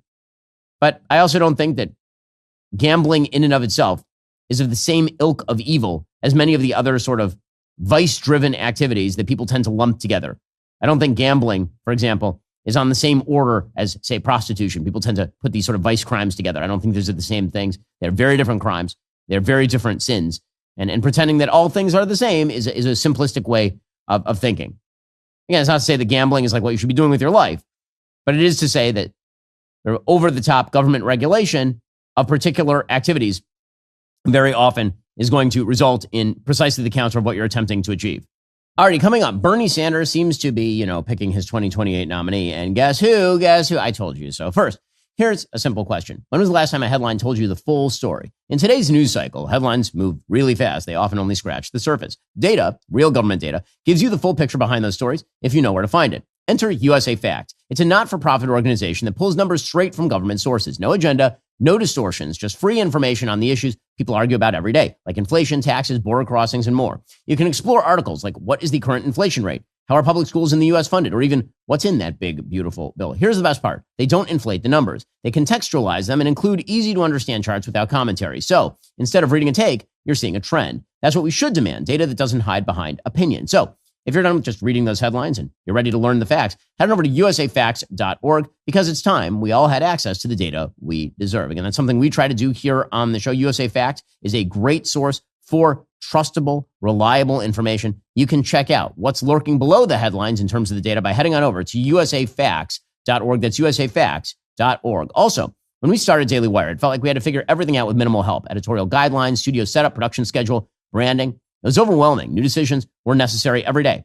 Finding that one tool that simplifies everything when you start a business, it becomes a game changer and a lifesaver. For millions of businesses, that tool is Shopify.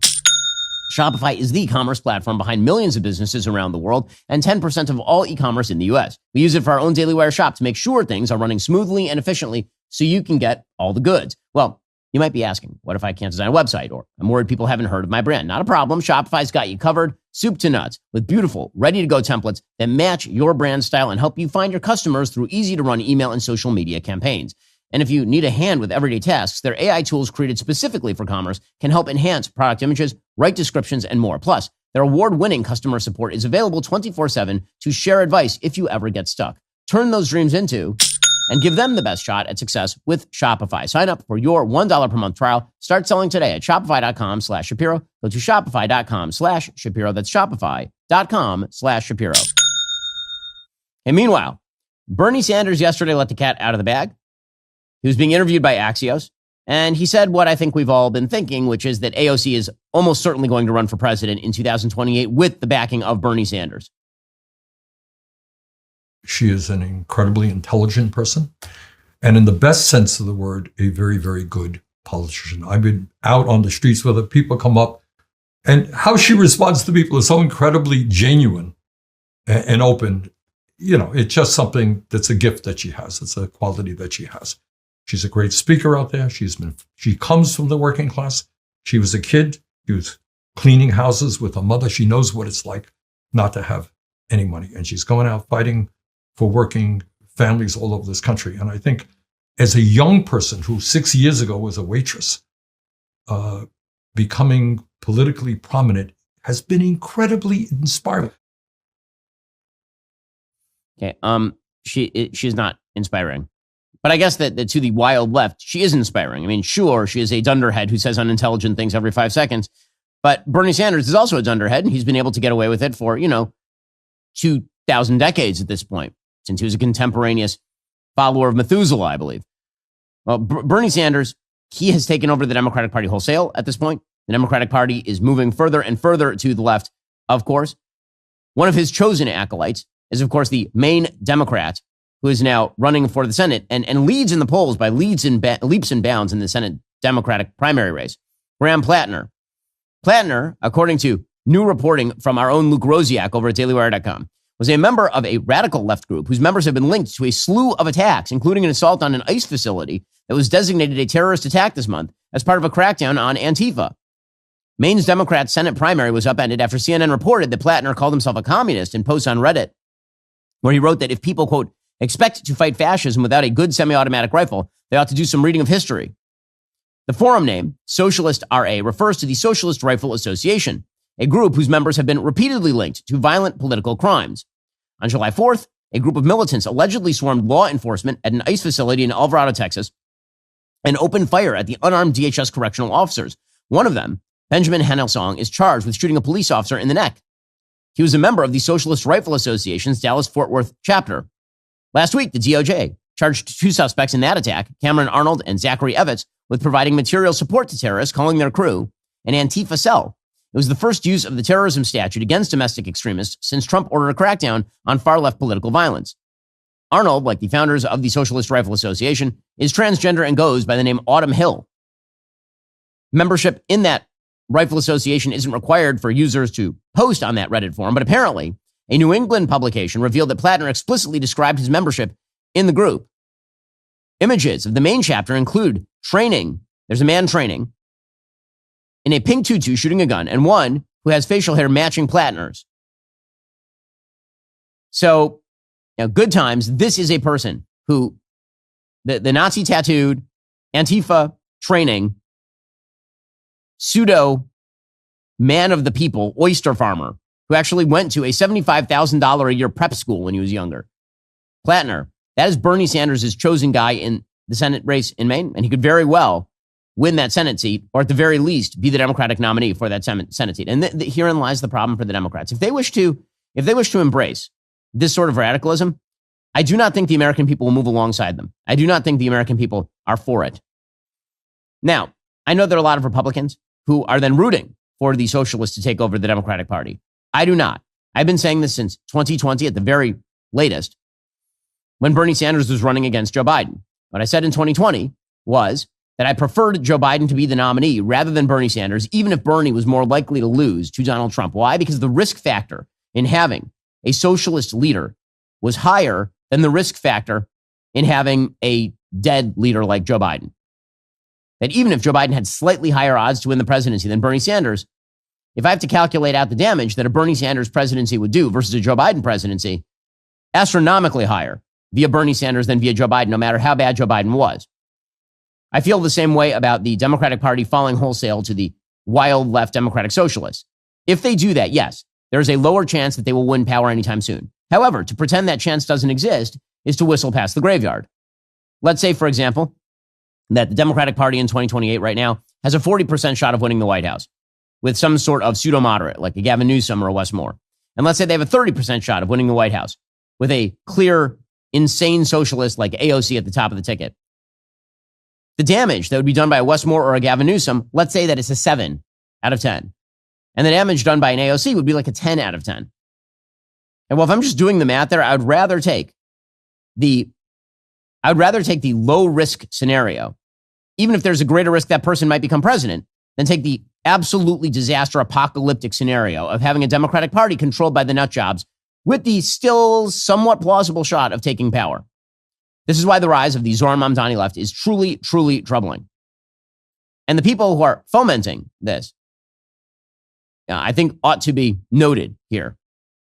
There's been this sort of bizarre move on the right to treat people who are fellow travelers of the Trump election in 2024 as though they are leaders, thought leaders in conservatism or for the country. And listen, anytime you create a victorious electoral coalition, there are going to be a bunch of different opinions within that electoral coalition. But if you're a new convert to the conservative or Republican cause for one election, I'm not sure that you get to lead the church. You don't get to go directly from the back pews to being the pastor or the priest. And one of the mistakes I think that we make in politics is treating people who are sort of the new converts, because we're excited to have them, as though they ought to be the actual thought leaders. And here I'm calling out some of these so-called manosphere boys, the kind of pod bro boys, who are new converts sometimes to conservatism, who show up late to the party, and they bring friends, and that's great. There are lots more friends at the party now, but who probably ought not be trusted with the future of conservatism or be considered actual thought leaders just because they are reacting to the excesses of the left. Because sooner or later, they end up flipping and going right back to the left. And it seems as though the answer there is sooner. Because, again, it is not coming from any thoroughgoing ideological commitment to conservatism or to conservative principles. It's kind of just reactionary ping-ponging. And you cannot have reactionaries who ping-pong between political positions as the leadership voices of your movement. That would be a dumb thing to do. The reason I'm talking about this is because yesterday, Zohran Mamdani was featured on a podcast done by the comedian Andrew Schulz. Now, again, I think Schulz is a funny guy. I think that his specials are quite funny. He's a talented comedian. He and I have some rather large disagreements. But there are a bunch of people who have suddenly deemed Schulz to be sort of an important voice on the quote-unquote conservative side of the aisle. I don't think Andrew would consider himself to be on the conservative side of the aisle. In fact, I know he doesn't. And so I was not particularly surprised to find him glossing Zohran Mamdani on his show, like a lot. Here was Andrew Schulz basically propping up Zohran Mamdani, an overt socialist with jihadist leanings. When I say jihadist leanings, I mean here that he is sympathetic to jihadists. He is. Globalize the Intifada is a jihadist call. He refuses to say Hamas should disarm, which, if you care about Palestinians, you should want Hamas to disarm. And he used to rap about freeing the Holy Land Five, who were, in fact, a front group for Hamas, as charged by the federal government. He has posed alongside people who are unindicted co-conspirators in the 1993 World Trade Center bombing. And here's Andrew Schulz basically glossing him. Because, again, I don't think that Andrew Schulz thinks of himself as a deep political thinker. So, in my opinion, no one else should, probably. I also think this idea that like New Yorkers are going to flee because of a 2% increase, it's like, I've been everywhere else. You're not going anywhere.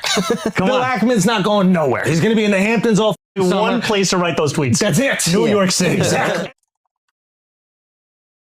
And you've got the smarmy smile. And again, it's all the pod bros joking with my, oh, he's so hilarious. Oh, he's so charming. Oh, yeah. Here was more of Andrew Schulz really massaging Mamdani. I don't think anybody's moving, and I honestly feel that way. And like, I'm in the tax bracket. We're going to tax more. Like, dude, if you're going to deliver all this for 2%, give it. I'm 100% supportive. It makes life easier for New Yorkers. This is my one identity in my entire life is a New Yorker. It's the thing I care the most about. But what I will say is that I think that there are going to be people in government that are going to try to restrict you from doing that. And I know that you're aware of that. Okay, first of all, he doesn't have the power to increase state taxes by 2%. And yes, by the way, people who are mobile will move. Historically, they do. I mean, because it's not the 2% increase that's going to do it. It's the belief that there is a trajectory of income tax increases that is only going to steepen. I know because I did it. I am a person who grew up not rich, and then I made a lot more money. And then the state of California kept trying to take more and more and more of my money. And that was a major factor in me taking my company and moving it to Tennessee, and me personally moving to Florida, both zero state income tax states. The idea that you can incessantly just grab money from people and that at no point will they move, especially when they are the most mobile class in the country, is beyond. I mean, listen, if Schulz wants to pay more cash to the government, he's free to do that. There's a box you can check on your IRS forms that allows you to send more money to the federal government. I assume there's one on the state forms that allows you to send more money to the state government. If Andrew Schulz wants to start a charity where he gives more money so there can be free bus fare in New York, he's free to do that as well. But, this idea that you can change policy with no ramifications for anyone else is sort of bizarre. And again, this goes back to the central point. Andrew's entitled to all of his opinions, obviously. He has a very popular show. He's a popular comedian. To pretend that he's some sort of great shakes politically, at least on the right side of the aisle, he himself Andrew would not tell you that he is a thought leader on the right side of the aisle. I keep pointing this out because there are people who keep trying to treat him that way. And there are people who do the same thing with like Tim Dillon or Joe Rogan or a bunch of other people who themselves would tell you they are not on the right. Don't do that if you're on the right. It's silly. It is stupid. The reason that Andrew Schulz moved to the right is because he got tired of the censoriousness of the left. But anti-left does not make you conservative. And that is important when you're defining which voices get to shape and lead the coalition that is going to be running from the right side of the aisle.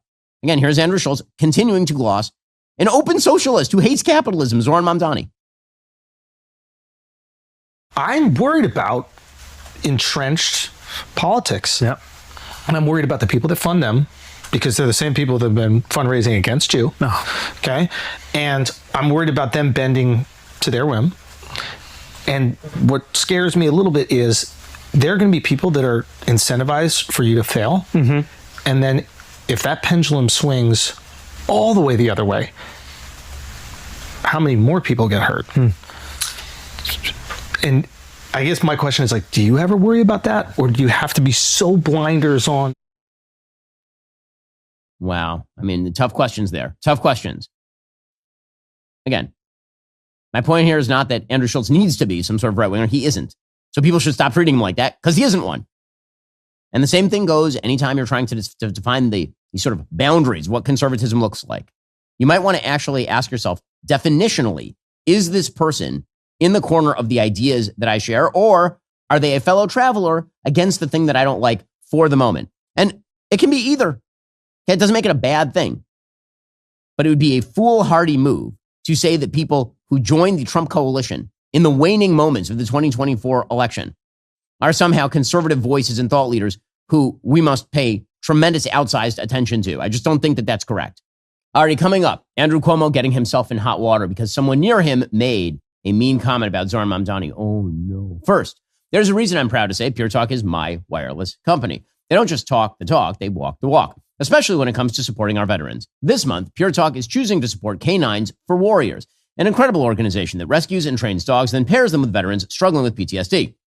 These are men and women who served with honor. When they come home, that brotherhood, that support network they had in the military too often disappears. Canines for Warriors steps up to fill that gap, giving these heroes purpose, companionship, and healing. That's exactly why Pure Talk, a veteran-led company, supports them. Choose a wireless company that shares your values. And with talk, text, plenty of 5G data for just $25 a month, you could also be saving a lot of money. I use Pure Talk all the time for all my calls, and they have great coverage, and they cost me less money, and I like what they're doing with that money in terms of charity. Go to puretalk.com/Shapiro to make the switch today. Again, head on over to puretalk.com/Shapiro switch to America's wireless company, Pure Talk. Again, great price, great coverage. What do you have to lose? Go check them out right now. puretalk.com/Shapiro. That's puretalk.com/Shapiro. Okay, meanwhile, the Democratic Party continues to fall under the sway of Mamdani. Hakeem Jeffries, the House Minority Leader, he doesn't want to give up the ghost to Mamdani, but he also doesn't want to let go of Mamdani. Here he was basically avoiding all hard questions on Mamdani. What do you say about the criticism that Mamdani is getting from the Jewish community, specifically a lot of rabbis signing documents saying he's a potential threat to the Jewish community in New York? What's your reaction to that? Well, I'm going to continue to stand up strongly for the Jewish community, of course, to uplift the special relationship that the United States and Israel continue to have with each other, and lean in on supporting, hopefully, a path toward a just and lasting peace in Israel. I'm thankful that all the hostages have been returned. I'm thankful that humanitarian assistance is being surged into Gaza. Well, I mean, thank you for not answering the question at all. He was asked about the New York City mayoral race directly. He said he'll have more to say on that in the future. Well, I'm sure you will after the election takes place. Early voting starts in just 2 days. Will you finally make an endorsement, Leader Jeffries? Well, as you indicated, Wolf, early voting starts in a few days. And, I look forward to saying much more about the mayor's race, as I've promised in advance of that moment. I haven't gotten a chance to actually review the debate clips from last evening. Yeah, well, I mean, they can only avoid this meat grinder for so long. Meanwhile, Mamdani is asking, deeply outraged, over a situation that arose on Sid Rosenberg's show. So Sid had on Andrew Cuomo, and Rosenberg made some sort of joking comment about how Zoran Mamdani would have cheered 9/11, and Cuomo kind of chuckled at it. And this apparently is a scandal for the Islamophobia. Here's the deal. Cuomo is not saying that every Muslim in New York would have celebrated 9/11. That's not what he's saying. Zoran Mamdani, unfortunately, has a long record of basically massaging terrorist entities. He does. I wish that weren't true, but he could stop doing it. He could, condemn Hamas, actually. I love the news cycles in which we're more outraged with the person who reacts to the bad thing than the bad thing itself. Here is Andrew Cuomo getting himself in trouble. And people's lives are at stake. God forbid another 9/11. Can you imagine Mondami in the seat? Yeah, I could. He'd be cheering. Well, it's another problem.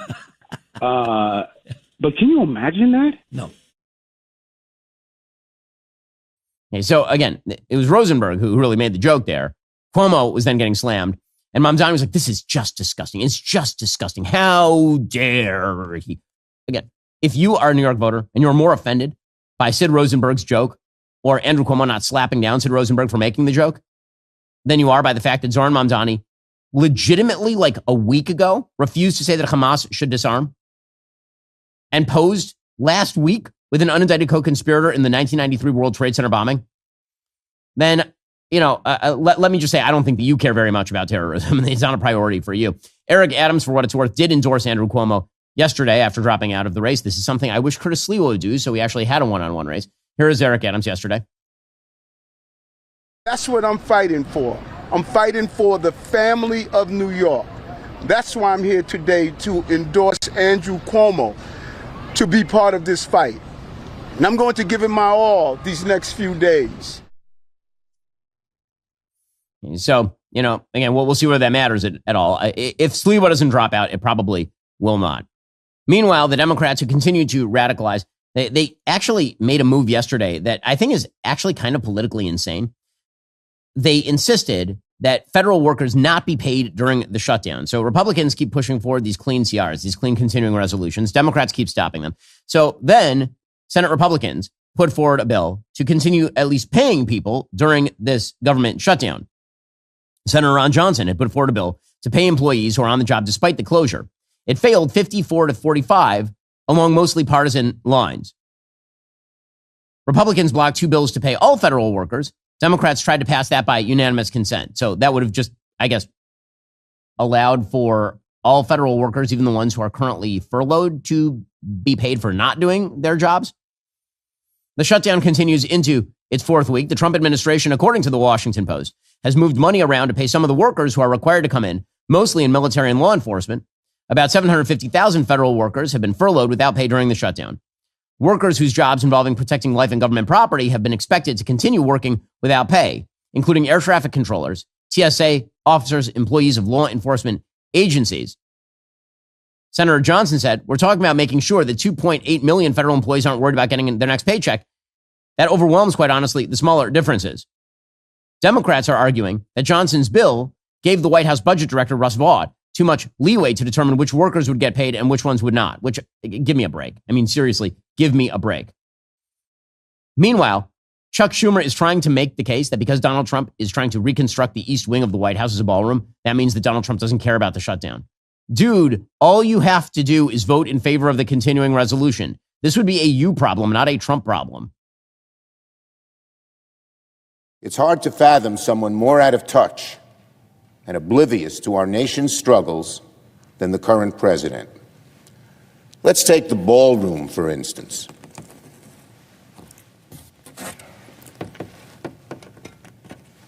Oh, my goodness. Come on. This is the image Donald Trump doesn't want America to see. This is the picture Donald Trump told his people to hide from the American people. And do you know what the picture represents? It's not just the desecration of the White House. It shows that Donald Trump is not focused on fixing health care, but rather on vanity projects. You guys can vote for this anytime. This is so tiresome and stupid. Meanwhile, by the way, the governor of Virginia, Glenn Youngkin, has now declared a state of emergency because SNAP is set to expire November 1st without a continuing resolution. Governor Youngkin said the Democratic shutdown will cause SNAP benefits to run out for over 850,000 Virginians in need starting November 1st. I refuse to let hungry Virginians be used as leverage by congressional Democrats. I'm declaring a state of emergency. The Commonwealth will provide food benefits until congressional Democrats put the interests of Virginians in need ahead of their politics. So this is something that Democrats are facing down. According to Politico, it's a shutdown cliff that could hit Democrats hard. Again, November 1st, SNAP, that's the Supplemental Nutrition Assistance Program, which helps to feed more than 40 million people. It starts to run out of funds November 1st. 25 states plan to cut off benefits starting on that date. Democrats are going to have to explain why they would prefer for SNAP funding to expire rather than just signing on to a normal continuing resolution. So, again, this seems to be a gigantic mistake. Senator Josh Hawley of Missouri said, what's it going to take for Democrats to say, gee, maybe people should be able to eat? One White House official told Politico, the shutdown is Democrat performance art. The audience stars while the elitist critics applaud.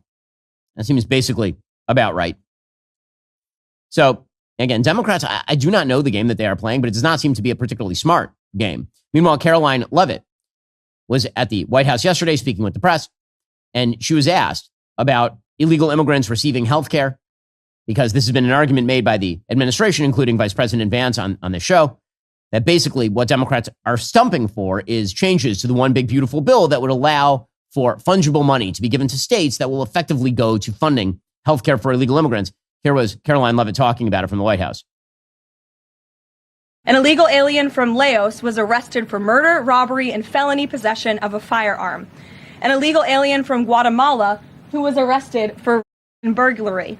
An illegal alien from El Salvador who was arrested for strangulation, DUI, and burglary. An illegal alien from Mexico who was arrested for attempted murder.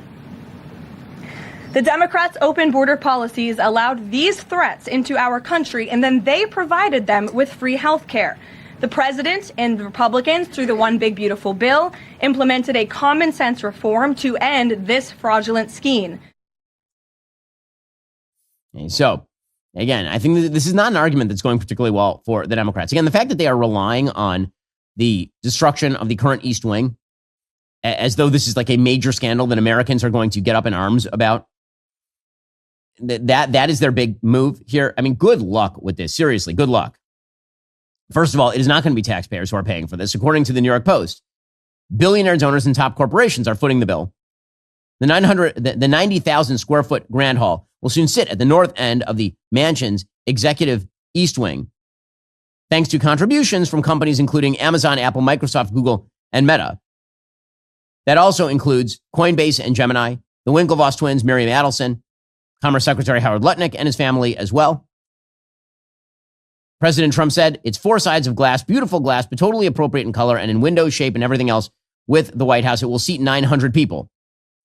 It would be near the East Wing, but not touching it, apparently. And somehow, again, like this seems to be one of the least controversial things ever. Like, I wouldn't care if Barack Obama did this. I mean, first of all, I think Barack Obama would build something incredibly ugly. If you take a look at his presidential library, which looks like a sand crawler from Star Wars Episode 4, with maybe fewer windows, I think he had worse construction taste than President Trump. And I'm not even a fan of the gilding that the Trump administration has done in the Oval. But the idea that this is like a major thing and people are freaking out about it, I'm just having a tough time seeing it, folks. I really am. People have actual real problems in their lives. Here's Caroline Leavitt sparring with a reporter over the new ballroom. You mentioned any construction project comes with changes. The president had initially said that this project wouldn't interfere with or touch the current structure. Now he says to do this properly, he realized that the East Wing had to be demolished. This is the people's house. Why not inform the public of that change and when it was decided that the East Wing would have to be demolished? Look, again, with any construction project, changes come. And we have informed all of you. We've been keeping you apprised of this project. We've shown you the renderings. And if you look at the renderings, it's very clear the East Wing was going to be modernized. Instead, in fact, I said that in the briefing when we initially introduced this plan to all of you and to the public. Again, this is not a major scandal. Now, what's amazing to me is that Democrats do have a bit of a target-rich environment, but they're ignoring all the stories they should be focusing on. So, for example, a story that I think is problematic. Yesterday, President Trump pardoned Changpeng Zhao. He's the convicted founder of the crypto exchange Binance, following months of efforts by Zhao to boost the Trump family's own crypto company. This is according to the Wall Street Journal. The president signed the pardon on Wednesday. People familiar with the matter said. President Trump recently indicated to advisors he was sympathetic to arguments of political persecution related to Zhao and others. Caroline Leavitt said the Biden administration's war on crypto is over. Now, the problem, of course, is that Binance has some pretty serious problems involved with it. It was barred from operating in the country in 2023 for violating U.S. anti-money laundering requirements. He served 4 months, so he's not in prison right now. And Binance has been a very, very large supporter of World Liberty Financial, which is the Trump family's crypto venture.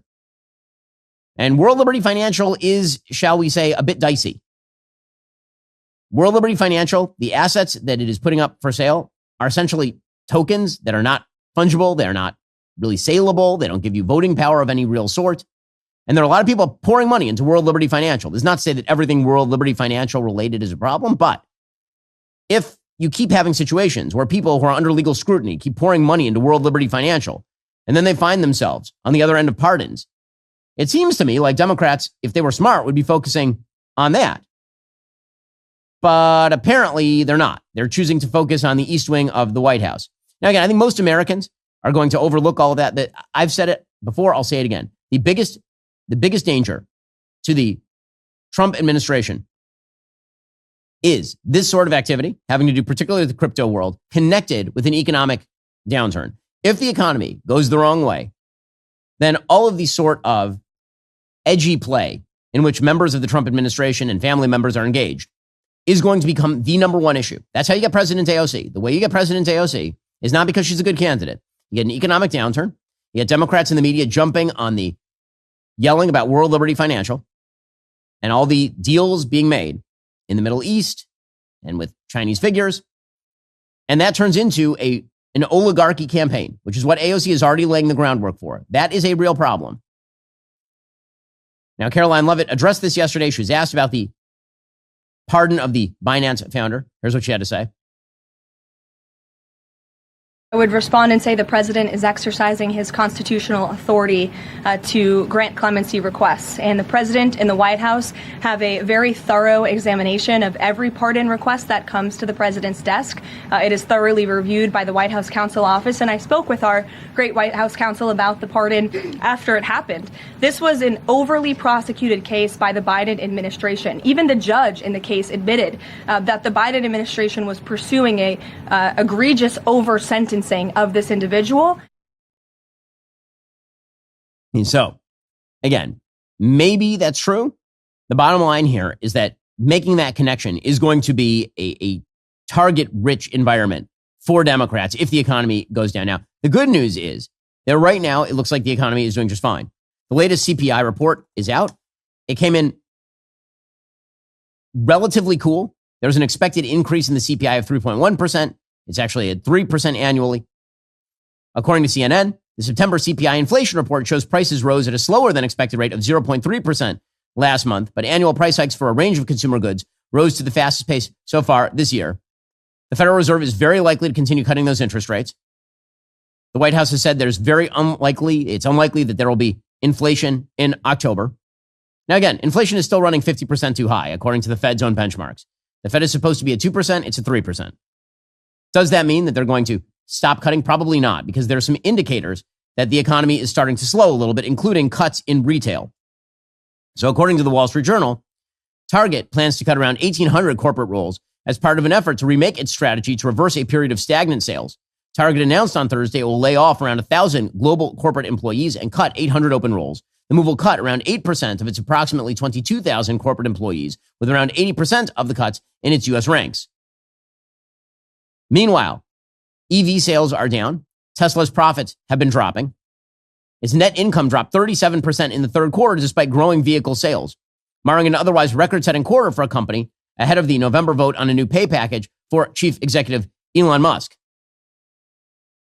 So the bet that Tesla investors are making is really not EV sales. It's about AI. And it's about the use of data and the development of AI via Tesla. Tesla is a tech company masquerading as a car company. The jump in revenue is being aided by that expiring electric vehicle credit. Right? It expires September 30th. And so people kind of rushed to get the Teslas to beat the rush, basically. Listen, I have a Tesla. I love Tesla. I think it's a great car. I enjoy driving it more than any other car I've ever driven. Also, again, these are some indicators that people are starting to downscale in terms of their expenditures. People are instead shifting, it appears, their buying habits in cars to kind of the old style pickups and SUVs because oil prices are comparatively low right now. And, without that $7,500 tax credit with regard to EVs, it might be cheaper for people to go and get a Ford. The bottom line is, again, as always, every administration, the strength of the administration rests on economics. If the economy continues to move under President Trump, he'll be fine. If it doesn't, that is how you get a radical left backlash. Joining me online is John Bickley. He's co-host of Morning Wire. They have been covering this week another insane story out of the state of Massachusetts, where foster parents have now lost their license after they refused to sign a policy that said that they would have to respect the gender affirming care chosen by minors. Well, John, what's going on with this story? Hey, yeah, this is a major case. It could be a precedent-setting case. We'll see what happens with this. In some ways, there's a real opportunity here, I think, for Christians and people that are just pro-freedom of religious expression, free speech. So what's happened here is that Lydia and Heath Marvin, they're both Christians. They're both foster parents. They usually take on really special needs, medical needs, kids under the age of 4. They've had 8 in the last 5 years. So what happened here is that their license was suddenly revoked in April. The reason is, let me read the full. The LGBTQIA+ policy out of the state requires you to affirm the gender identity of the kid, also dress them in gender neutral clothing, as I understand it. They said, look, this is a violation of our religious perspective. These are deeply held beliefs. We cannot sign this policy. Suddenly their license is revoked. Again, they've been a crucial family for the state, 8 kids that most families could not actually take, would not be willing to take, could not take because of the special medical needs. Suddenly they're taken out of the potential pool of families that can take in kids. So what they've said is, look, this is obviously religious discrimination. They're partnering with Alliance Defending Freedom, ADF. Such an awesome organization. We've talked about them a lot at Daily Wire. They're taking on this case. This is another case in Massachusetts. There's actually something that happened last year, a similar case. Alliance Defending Freedom, again, stepping in on that one. So they're claiming, again, religious discrimination. And I think one of the big keys here is the timing. So we have the Trump administration who is really leaning in on wiping out all kinds of anti-Christian, anti-religious discrimination. They've gotten involved.